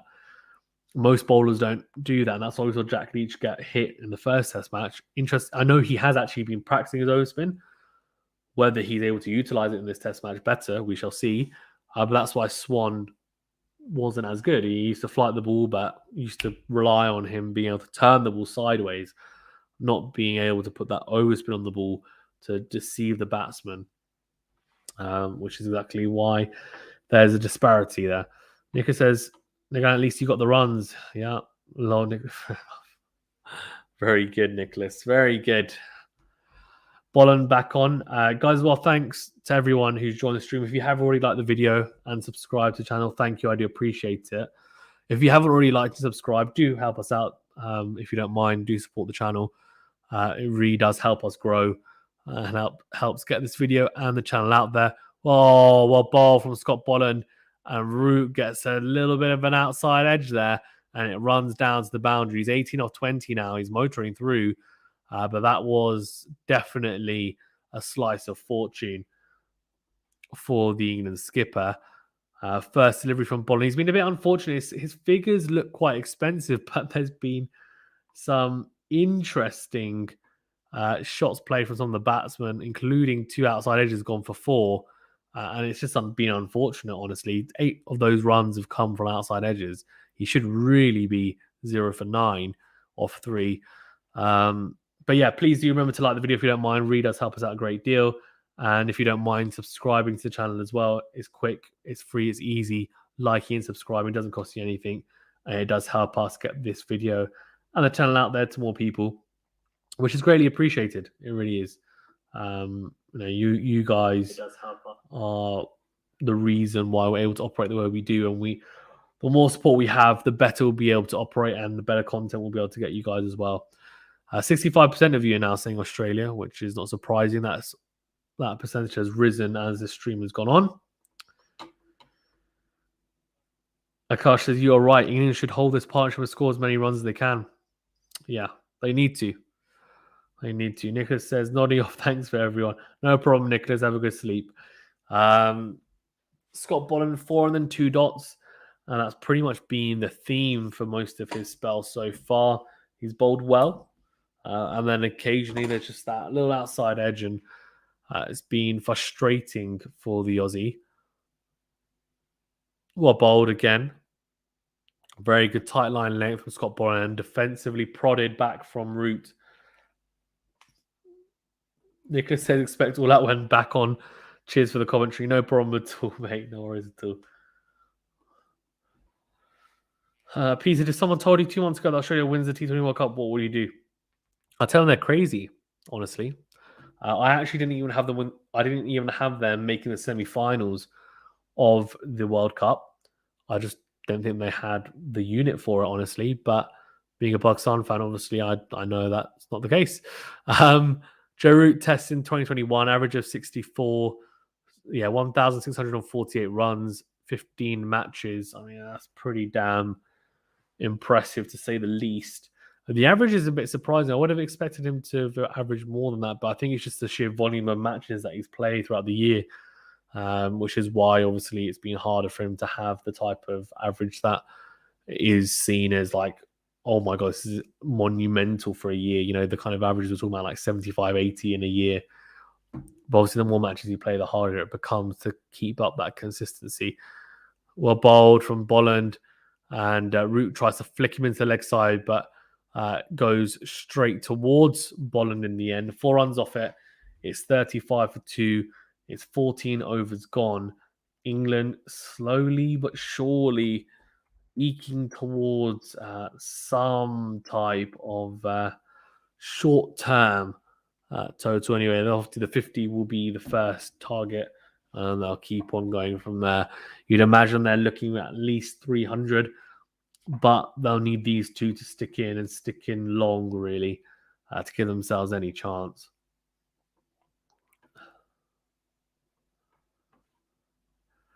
Right, so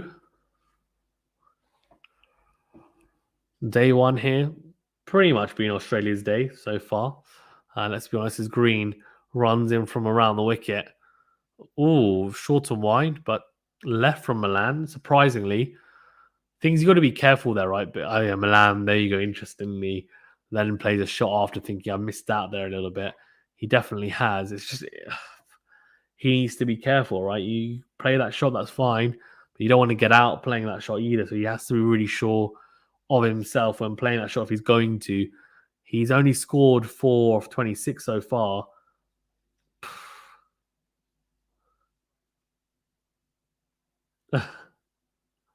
And Green comes around the wicket. Oh, just run down to gully. Malan looks frustrated. He looks so frustrated. He says, brother, let's make a deal. You will buy me butter chicken if you make it to 1 million subs in a year. No problem, man. No problem. Not even that. If I make it to 1 million subs in a year's time, I will buy not just yourself, but 100 people butter chicken. Not just butter chicken, but also naan with it to go. No problem. Happy to do that. Got to dream big, I guess, 1 million subs in a year. Yeah, we are only 1/1,000,000th of the way there. Not 1,000,000th, that's not right. We're only, yeah, we're getting there. We're getting there. Just a matter of time until we get there. The Empire's coming. Well bowled from Green and well prodded from Malan into the offside. Just it's good defensive work from Malan. He's just struggling to find anything in terms of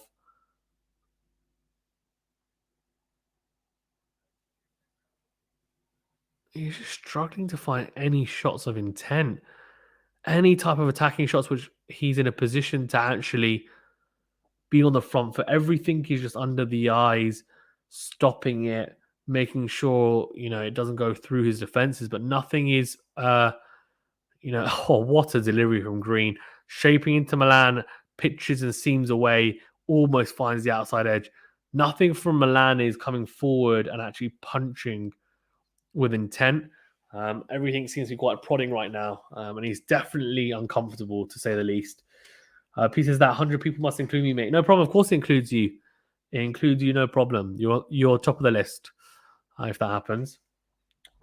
Peace, if you want that to happen, then you need to get this channel out to as many mates as you can, and friends and family, to help your dream come true of getting free butter chicken. I'm more than happy to oblige. More than happy to oblige.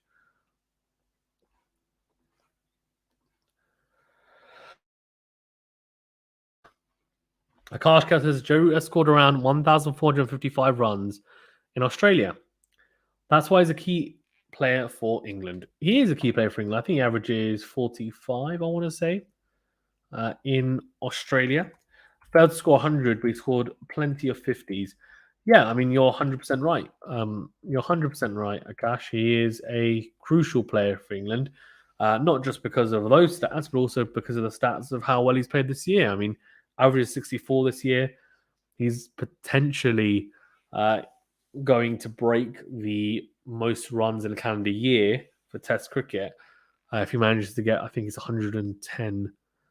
I think it's 120 plus runs in 2 innings to beat and break Muhammad Yusuf's record.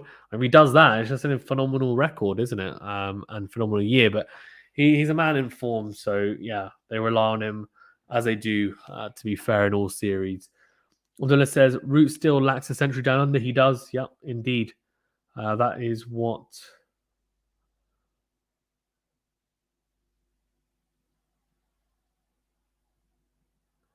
Here we go. That is so. You know what? So it says, all I want to know is what's that click sound I hear before Bolland delivers any ball? You know what? You are so right. I literally just heard that now. I was thinking, what's Abdullah talking about? And then I just listened very, very closely. You're right. It's a big click sound. I wonder if that's like his knee or his shoulder or something clicking as he's going through his action. That is really, really weird. Let's have a I wonder whether. Didn't hear it that time though, I don't think. Weird though, very weird. Interesting, the Australians are coming around the wicket to Malan now, so it's obviously a tactic. I think they're trying to bog him down and get him to make a mistake.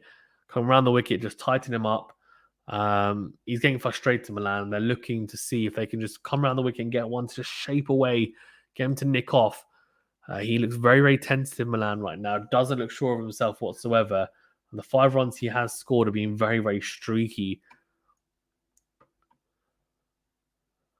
Or bowled and just tucked into the leg side from Malan for no run. Bolland looks good. I haven't heard that clicking sound since the first time I just heard it about 2 deliveries ago. So let me know. He says, no, he's trying to click the like button on your channel. That's the clicking sound. I wish, yeah.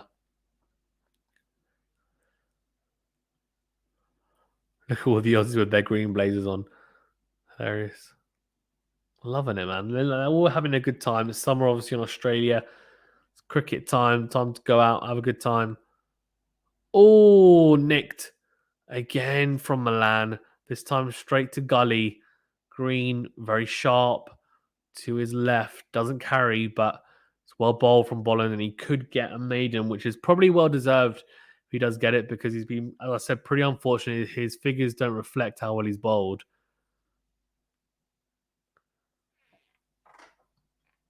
I'm going to listen very closely to his last delivery about that clicking sound, because I don't know whether it's every delivery or just on some.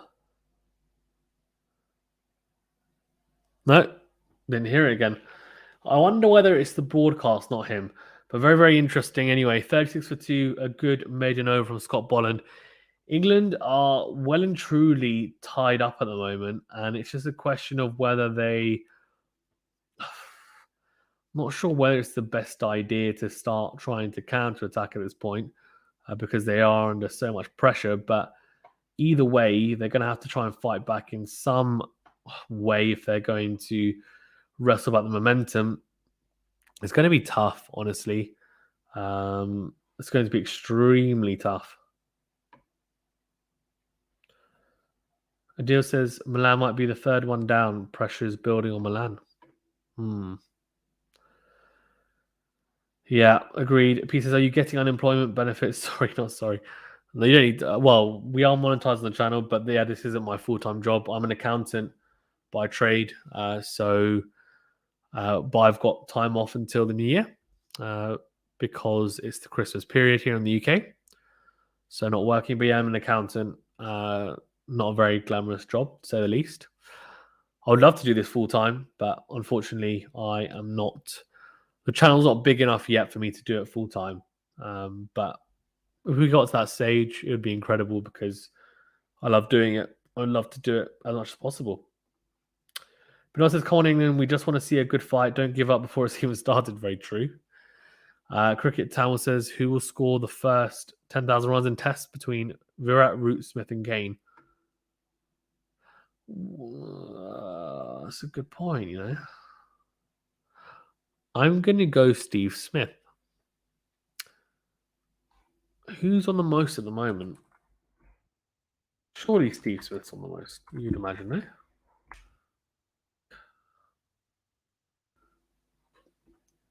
Steve Smith, what's he on right now? He's on 7,651. That's Steve Smith. Green with 3 dot balls to start the over. No surprises there. Crawley is on 7,801, so he's slightly ahead actually of Smith. But I would imagine Smith will go past Crawley at some point. Crawley's not been in the best test form recently. Kane's on 7,272. Doesn't play as many test matches as Smith and Cody, though, just because of schedules. Joe Root is on 9,400. Mate, Joe Root will. Joe Root's already on 9,453 runs, buddy. Root is on 9,453 runs. It's going to be Joe Root. Joe Root will get it probably in. Yeah, I mean, he'll get 10,000 runs in flipping no time. He'll get 10,000 runs probably next year. By the end of next year, he'll get it. Abdullah says, I know who won't. Burns. Yeah, probably not. But says Hameed is again a lost bet. Oh, I don't know. I think Hameed's a good player. He got a good delivery. It's a shame. You know, those 2 innings in the first match where he got 20 odd. He looked really, really good. Just didn't manage to go on and get a score from it. And it just killed him. We'll see what happens with him. Green with the last delivery of the over, driven on the up from Root. That should be 2 well driven and well played from Joe Root, and they get 2 off the over. Just for example, will that tennis video be about the pictures explaining grassroots, etc.? Remember, you noted it down. I did indeed, and yeah, it will be out. I need to put it together. I want to do a graphic type of video for that deal, so do be patient. But I will put it together for you. I don't want it to be just me talking about it. I want it to be me talking about it with some graphic representation. So, yeah, it's in the works. Don't worry, it's still on my list. I've got it. It'll be worth the wait, I promise. He says, please talk trash about Cody. My girlfriend says he bats better than me. That's because he probably does, Peace. I would be very surprised if you bat better than Virat Kohli, you should be playing international cricket. And the fact that you're not, unless you're moonlighting as Peace and you're actually, I don't know, who can say they're probably better? Steve Smith. But Steve Smith's playing at the moment, so you can't be him. Say you're Kane Williamson, then sorry to say, Virat Kohli is better than you. Gabe says, what's up, brother? What's up, Gabe? How you doing? How is everyone? Thanks for tuning in from CFA. 38 for 2. Nathan Lyon's going to come on, so a bit of spin. I like that move, actually. Why not? Oh, I say why not? They're bringing him on because of Malan, which makes sense because Malan looks pretty, let's be honest, uncomfortable against Nathan Lyon and against spin in general. Is it a good idea, though, with Root being on the other side? Because Root is not the best person to bring spin on against. So they brought him on really for Malan. because he's a left-hander. Lyon's going to turn the ball away from him. Well, let's see how much turn he gets. Oh, tell you what, hello. Oh, there's purchase of this surface and day one. What? Sorry, how's that happened? How's that happen? Very interesting. Yeah, good bowling. Early doors already from Lyon. Grip and turn. How? Malan looks so uncomfortable. He'll be thinking, can I just knock it into the offside for a single so I can get Root on strike and Root can potentially play Lyon well enough that you can get him out of the attack, after a few overs. Or bowled. Lyon's bowling very, very well. He's definitely asking answers, or asking questions even, of Dawid Malan. Dawid Malan, so far so good. But also Malan and Root should stand there till tea at least. Well, that's what they're trying to do. Let's see if they can.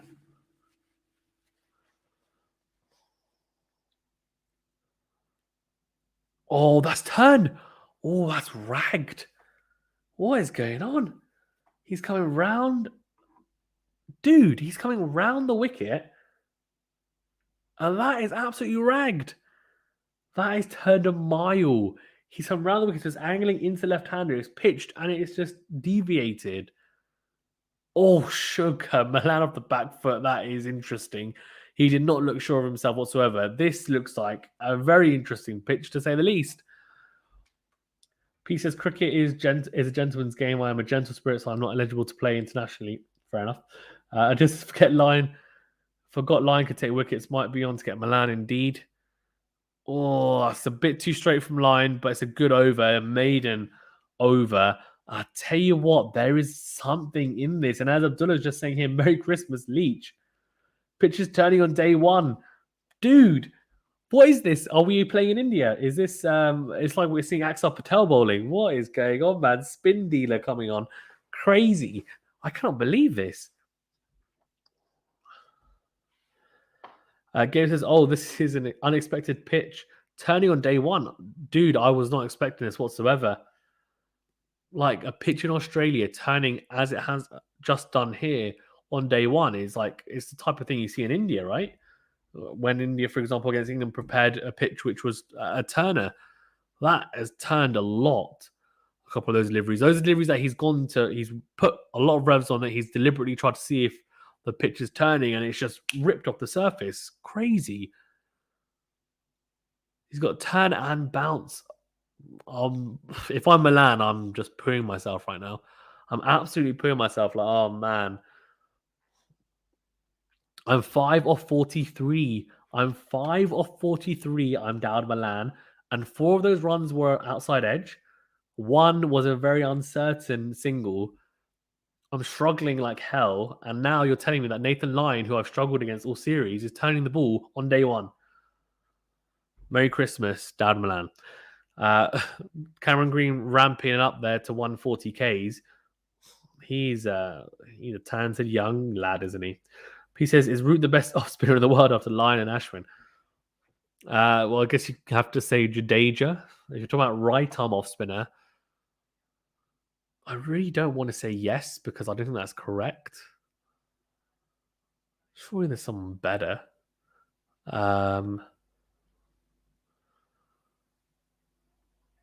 Oh, yeah. Well, tucked into the leg side from Root. Green.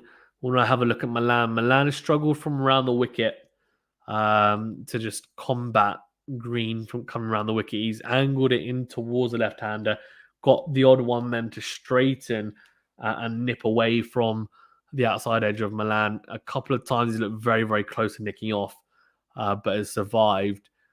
Green is definitely dangerous, no doubt. Definitely dangerous. This is Merry Christmas, Leach. Indeed, 10 wickets. Go get him, son. 10 wickets is ambitious, but we shall see. Akash, you are right. Root is leading with 8,617 from 103 matches. What?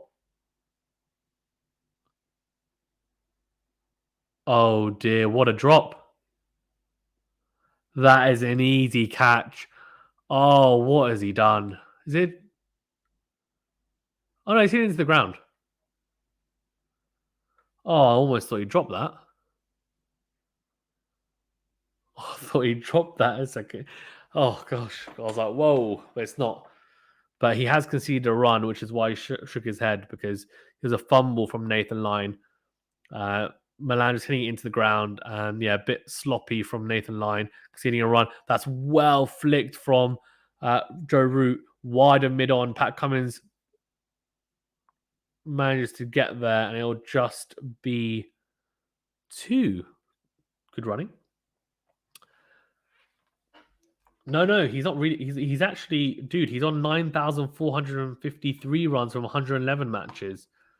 Akash, he's Joe Root's already on 9,453. He's only 547 runs away, so he'll do it end of next year, I'd imagine.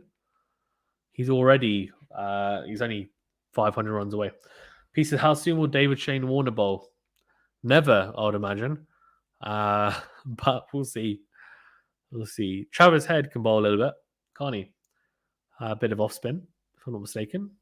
So they might get him on. Labuschagne, mate. Get Labuschagne on. Why not? But if he's going to rag like this, get Labuschagne on. Abdullah says Warner's fingers are heavily taped. His bowling days are long gone. Were they ever here, Abdullah? Were they ever here? Is the question. Were they ever really here?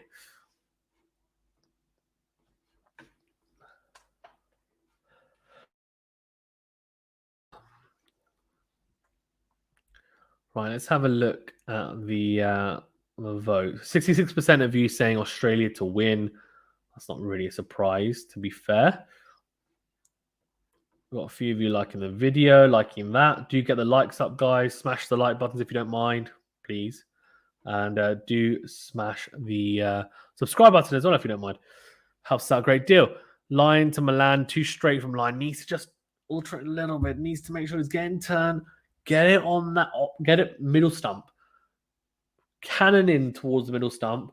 Get to. Oh, if you can get it to then rag off middle stump. Oh my gosh, it's going to be a nightmare.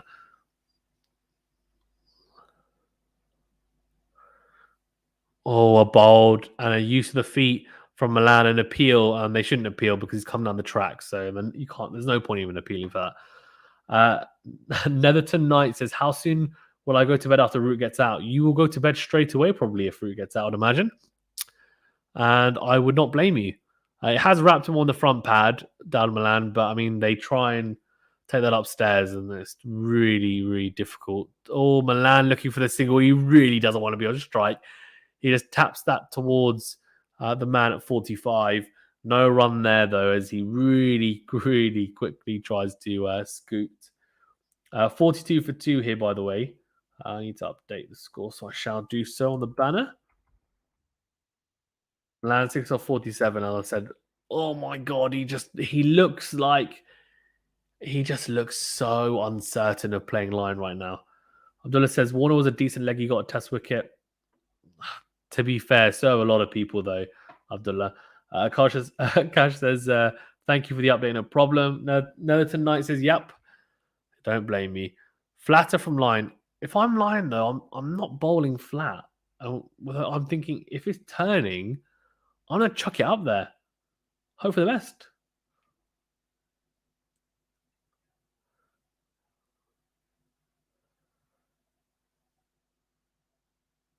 Oh, that was interesting. That turned a lot. It was a cutaway from Malan, but straight to the fielder. Lyon has not gone for a single run. That's 2 maidens in a row. And yeah, interesting. He's definitely getting to turn. It's just he's not managing to quite put it in the exact right areas yet, where he's got Malan to think, should I be coming forward or backwards? Once he's got that, line and length sorted, Lyon, I think Malan is really just there for the taking. 6 off 50, struggling so much as it is, and Lyon hasn't quite found his rhythm yet, I would say. So, yeah, warning signs there for sure. Because what would you rather watch? Highlights of a player who scored 0 in 150 balls or 100 in 150 balls? There is a certain art to scoring no runs of 150 balls, a defensive art that is great to watch, but I think The older I've got, the more I'm now thinking 100 and 150 balls. I just want to see that. I want to see some runs. I love the art of not getting out, the art of being able to drop the ball down at your feet, defensively be incredibly sound. But we want to see some runs as well, let's be honest. And as a batsman myself, as someone who obviously has played Test cricket, not, that's what I'd like to see.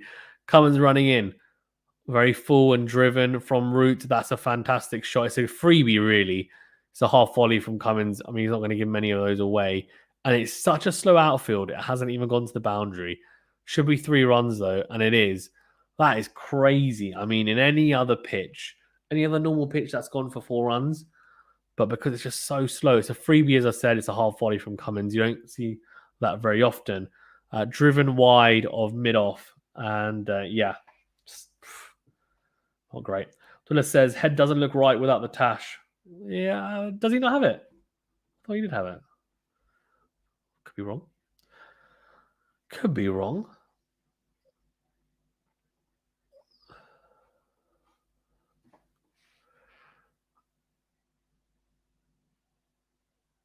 Or a ball from Cummins this time. He stays over the wicket to Malan, which is interesting. Most of the other bowlers are coming round the wicket to the left-hander, but he's persisting with coming over. He says, Root or Leach, better bowler Leach. Hands down. I think Root obviously has got a few wickets, but yeah, I mean, Leach, really. For Leach's confidence and actually in rhythm, he's more of a threat than Root. Root is functional, but he's not. Yeah. Driven from, or by Malan even, sorry, again to the mid-off region. Exactly the same, really, as that previous Root drive. Cummins just struggling a little bit with his length, which is not a huge surprise, given that he's just brought himself back on. Brought himself back on to try and get that wicket, but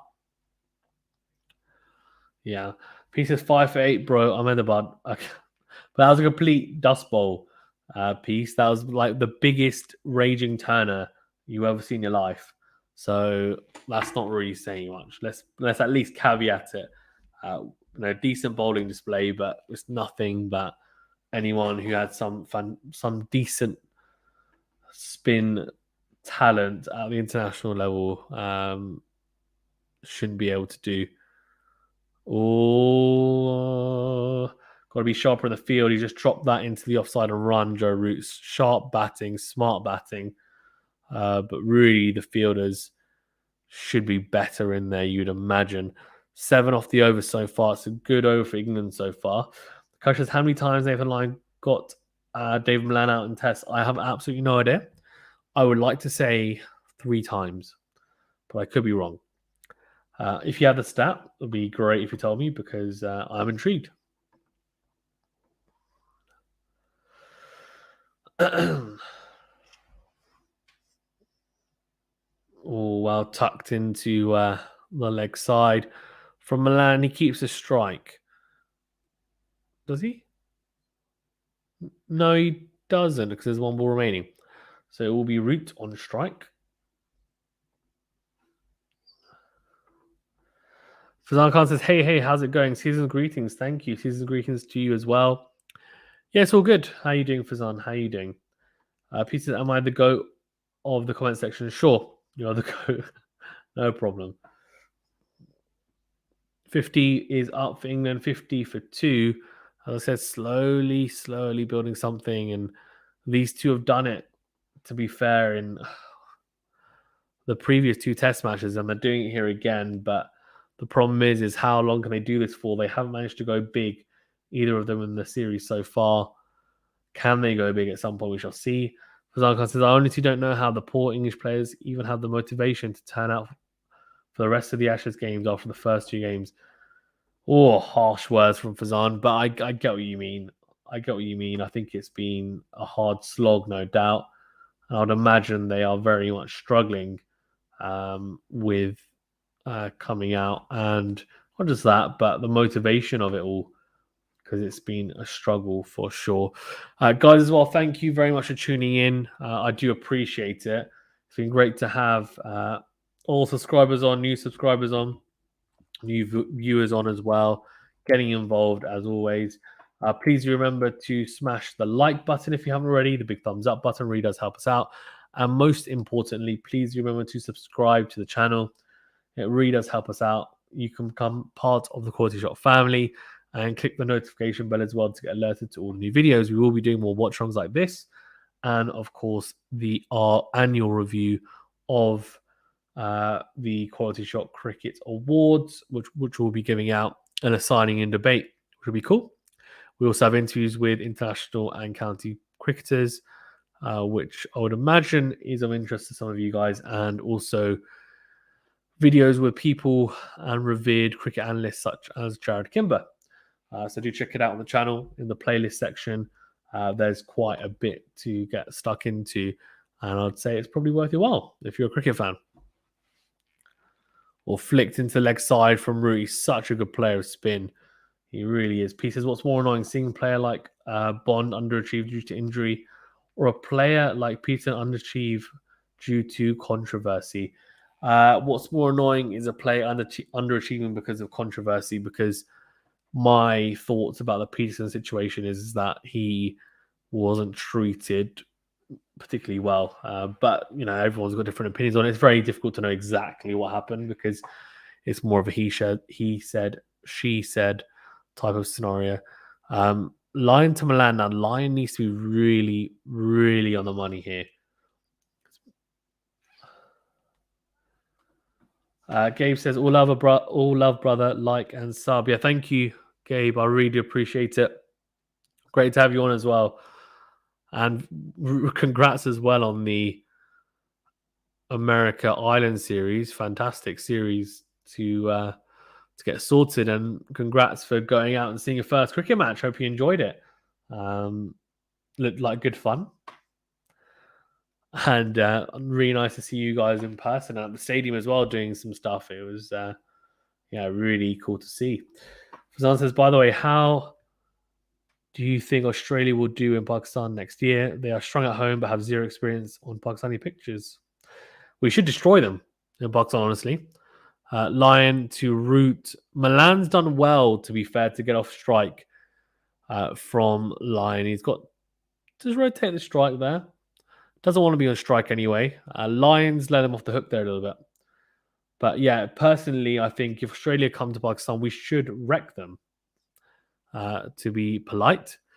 Because, as you said, they're not experienced on these pitches. They haven't come to Pakistan in years. And all the players in the team wouldn't have played them in Pakistan. Because, one, it's not a popular destination, honestly, to come to. And two, obviously, we know that we haven't played in Pakistan for a number of years. And you can see here the most test runs in a calendar year popping up. So Joe Root's on 1,658 runs. He needs 131 runs. So 131 extra runs to beat Mohammad Yusuf's record of 1,788 runs. Imagine how amazing this is. In that year of 2006, he averaged 99.33, 900 and 350s. This is Mohammad Yusuf. For only 19 innings. Ridiculous. But Joe Root has an opportunity to break that record. He's had 28 innings, so quite a number more than Mohammad Yusuf. But in saying that, it will be a phenomenal achievement nonetheless. It's a low piece, no problem at all. Says, my batting style is like Bradman and stats like McGrath. Well, fair enough. That's what we like to see, eh? I'm assuming you mean your batting style is like Bradman, but your batting stats are like McGrath. Oh, it's hilarious.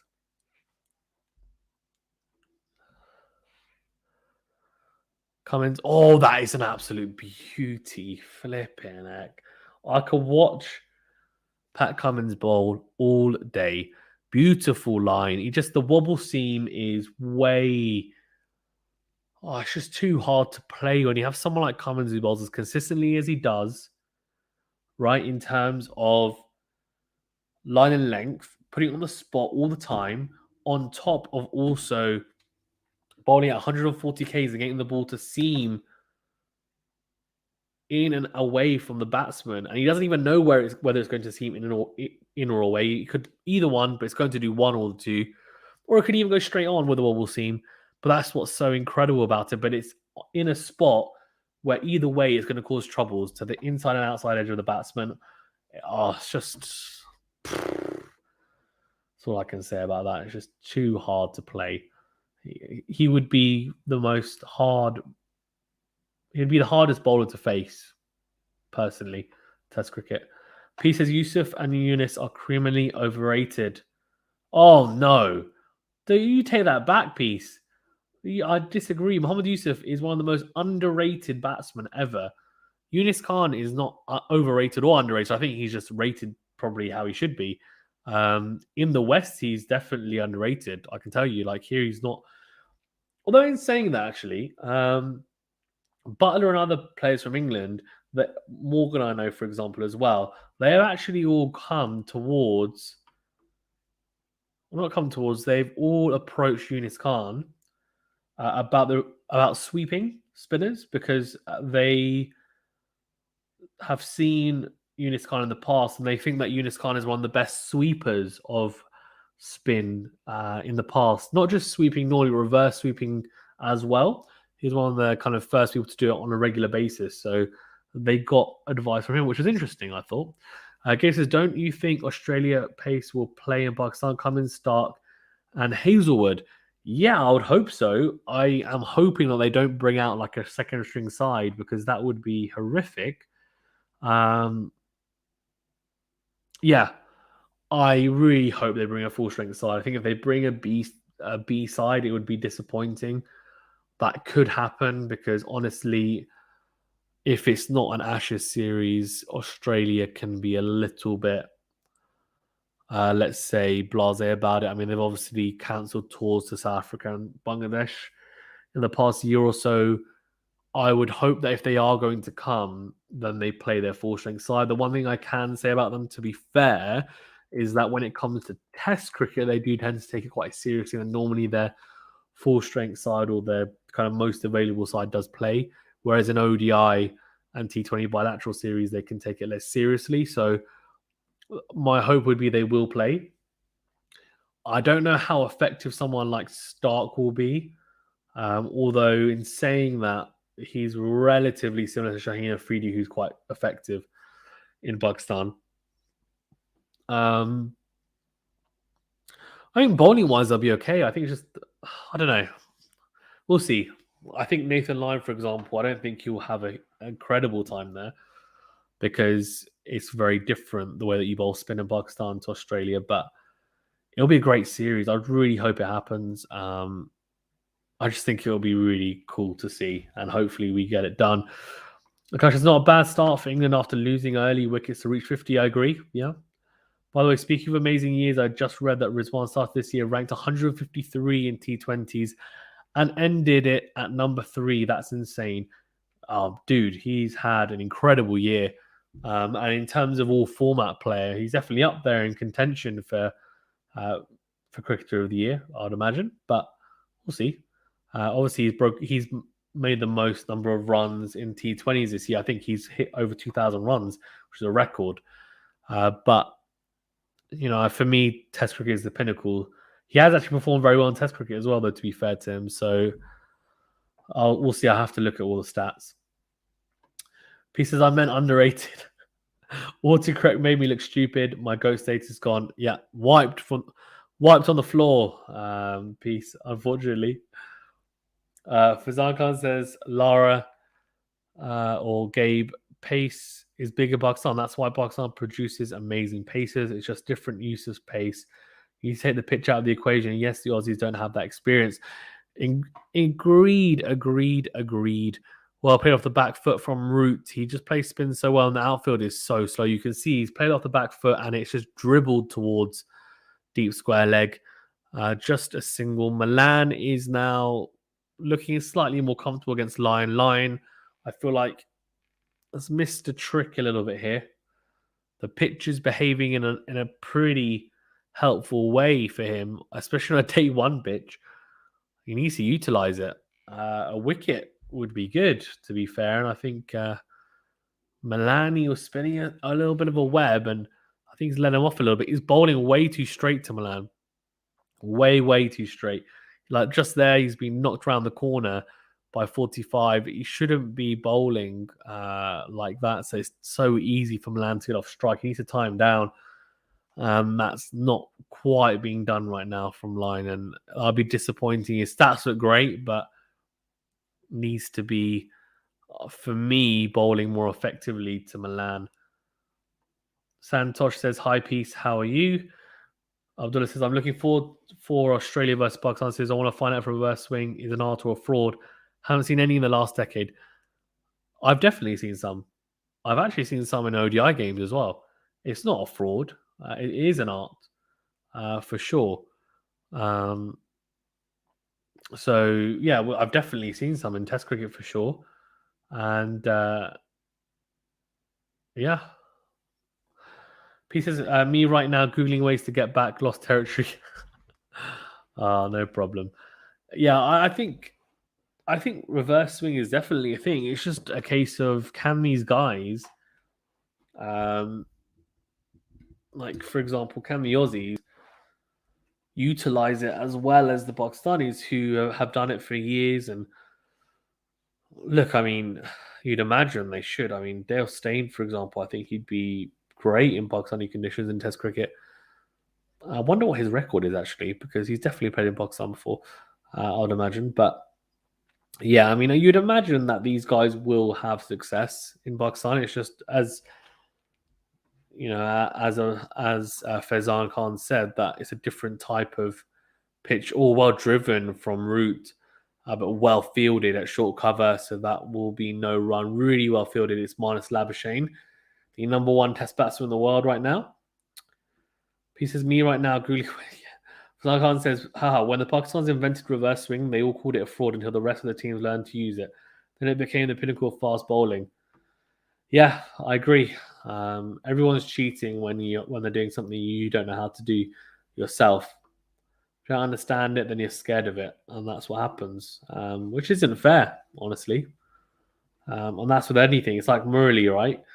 He's bowling that way because his arm only bends a certain way. It's a legal action, right? But people kept on saying, "Oh, he's cheating." Kept on calling his action, kept on getting tested. It was fine. It's just, it's classic, honestly. Right, you go. Cummins 2 for 25. Oh, what a peach! That's on that fist stump line, and it seamed in. It's a good lead from route, but you could just see there will be a ball that comes up at some point where it just seams in even more acutely, and his stumps just go absolutely flying. But we shall see.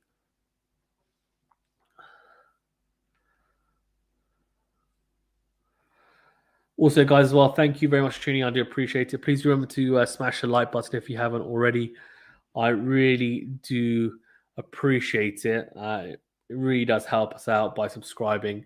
I know some of you have done so already, and some of you are old subscribers as well. Thank you for your guys' support as always. Please also do remember to like the video if you haven't already. It really does help us out. If you have already liked the video, thank you. And thank you all for tuning in, because you're all legends. Great to have you all on, as always. Fazan says, same with the Deucer. I'm sure they called it a fraud when Saklen came up with it the first time. Now everyone does it low. Yeah, it's just true. Saeed Ajmal, how many times did he get done? Ridiculous, but anyway. 58 for 2. Joe Root 30 of 51. He's looking pretty good, to be fair. Couple of streaky outside edges, but overall look good. That's a good pull shot of Cummins straight to the man at fine leg. Joe Root looking in control. He really is. Abdullah says, I've seen a reverse swing in South Africa after 25 overs, only to turn out that Faf was rubbing it against his zipper. Oh, man. So funny. Love it. Absolutely love it. Yeah, I mean, look, the dark arts definitely goes on. Let's not pretend like it doesn't. The dark arts definitely goes on in cricket. It's a thing. I think we just need to get on with it. Like, unless it's, really blatant cheating. Oh, he's nicked it. Oh, I don't know if that's a drop. David Warner at first slip. I don't think it's carried. It's an edge from Malan off Cummins, and Malan has nicked that. But let's have a look. Has it carried is the question. No, it hasn't. It's bounced in front of David Warner. Oh, Cummins is like, catch. He's really, really looking to get Malan out there. Yeah, it hasn't carried. David Warner going down with his hands. Bounced quite a bit in front of him. It's well bowled. Oh, that's a beauty from Cummins. The carry he's getting is just immense. He is bowled a beautiful over there. Only a run off it. As I said, I keep on waxing lyrical about him, but for me, he's so good. And to be honest with you, he's the person I'd be most worried about in Pakistan because I think he'd be able to use the wobble seam and he genuinely will get purchase off those wickets and he'll get wickets. Gabe says if Australia makes a trip, they're going to bring the goods. Cummins is captain, so he's got to go. And to your point, they take Test seriously. Starc may be arrested because he's always injured. Yeah, agreed. I think they will probably take.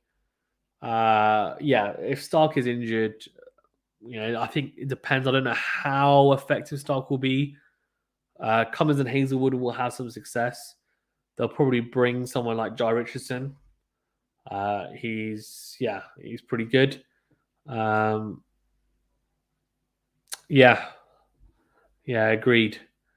Agreed for sure. I hope they come. It'll be a cracking Test match. It really would be. Some great fast bowling on show, that's for sure. Pieces, in my opinion, Smith, Warner, Bancroft were treated harshly. As P says, if you are not cheating, you ain't trying. They were treated pretty harshly, I think. It was almost like they were criminals where they were treated. Bancroft got a real hard end of the stick, didn't he? He's barely got a look in since that whole saga. That was interesting to say the least. But yeah, very interesting to say the least. Obviously, we don't advocate any forms of cheating, but yeah, I thought it was a slightly harsh penalty. Fazan says, not sure how true this is, but I heard that Imran Khan actually went to a friend who works for NASA to understand the phenomenon of reverse swing more. They put a ball in the wind tunnel to test it. Wow, if that happened, that's interesting.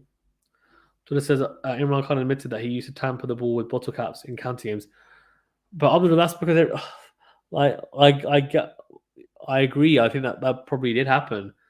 The fact that he said it means it did happen, but everyone was doing it.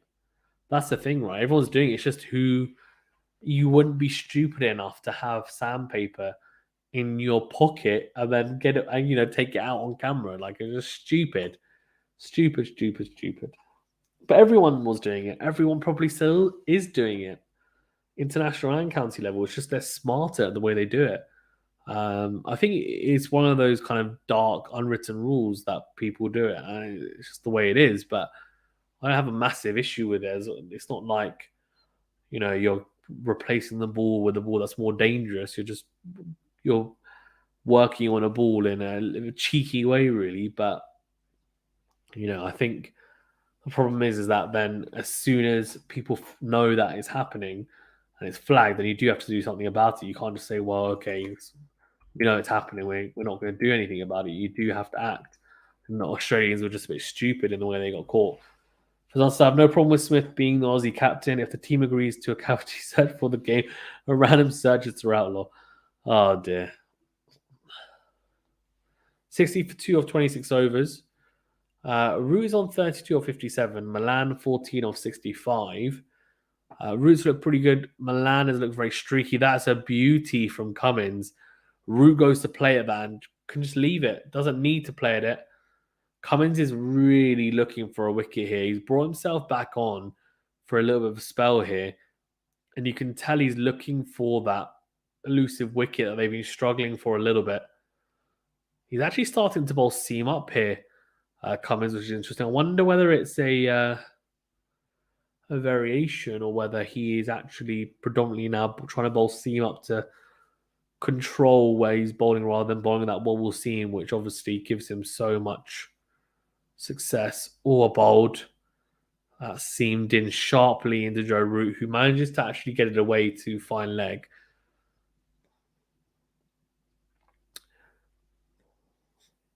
And Joe Root having a chat to Cummins. Let's have a look. Yeah, so he's deliberately tried to nip that one in.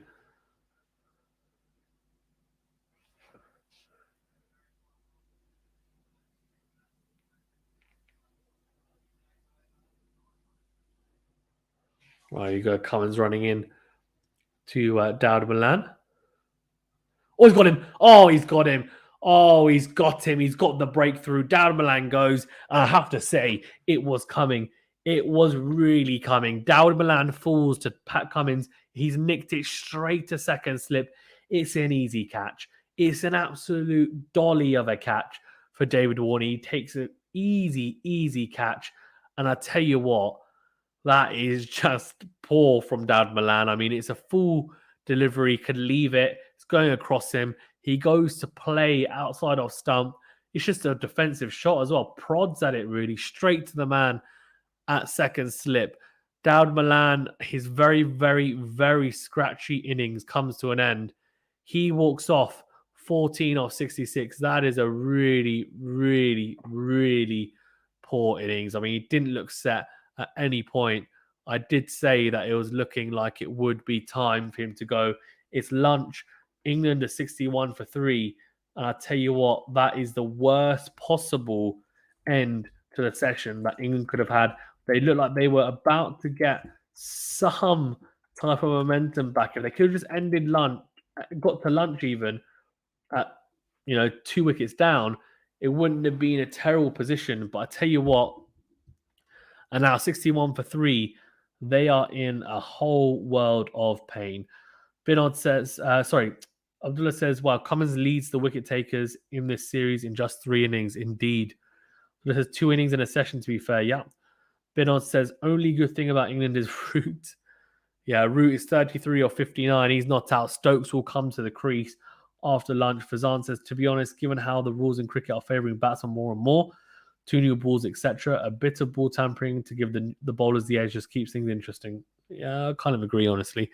But 61 for 3 here. This is, poor to say the least from England. Bernard says, whole England team is looking like a bunch of losers. Unfortunate Root is captain of the most incompetent team. Yeah, they're not looking great. They're really not. I mean, they're struggling they're struggling a huge amount right now, England. Let's go through the scorecard and also the bowling figures so far as lunch is here, and then I'm going to sign off. Fazan says, only good thing about England is Root's batting. His captaincy has been rubbish. His captaincy has been rubbish. It has been, to be fair. So as you can see here, it's lunch, and England are, let's do that's better for this one. And England are 61 for 3. You can see here Crawley 12-25. I mean, a couple of very short glimpses of some nice kind of drives with the front foot, but he always looks quite good there. But just loose in the end. Cummins getting him nicked off. But before that, I tell you what, flipping heck. Cummins got Hameed with a really good delivery. Angling in, then seamed away. He just prodded at it. Very faint outside edge, but got him. And then Cummins gets the 3rd wicket, as expected. He's just bowling that well. Gets Malan. Malan's prodding at one outside off stump, going across him. Really loose batting, but didn't look settled at all, Dawid Malan, throughout his whole innings. He was yet to score, I think, off about, I think he was 0 off 40-odd delivery. So, says a lot. And Root looks pretty good, to be fair, 33 or 59. Starc, miserly, only bowled 3 overs. Was struggling a little bit with his line, to be fair. Wasn't looking particularly threatening, but tight. Cummins, as you can see there, 3 of 9.3 overs. He'll come back and finish his next 3 balls very miserly. Bolland, a bit unfortunate, really, that he's got those figures, because I thought he was a lot better than that. A few stray outside edges ruining his figures, but I thought he was quite good. And Green as well looked really good, especially around the wicket to Malan. And Lyon, I think, will be a bit disappointed not to get the wicket of Malan himself. He was causing him issues, but he was miserly for the most part. Pete says, drink some water, mate. Been talking continuously for a session. Yeah, I'm actually going to go. I'm not going to do the rest of the session. It's now 2 a.m. here in the UK, so I'm going to get some sleep. Abdullah says, Malan wasn't settled in this innings, wasn't exposed, actually, but I'm surprised. Wasn't exposed, actually, but I'm surprised.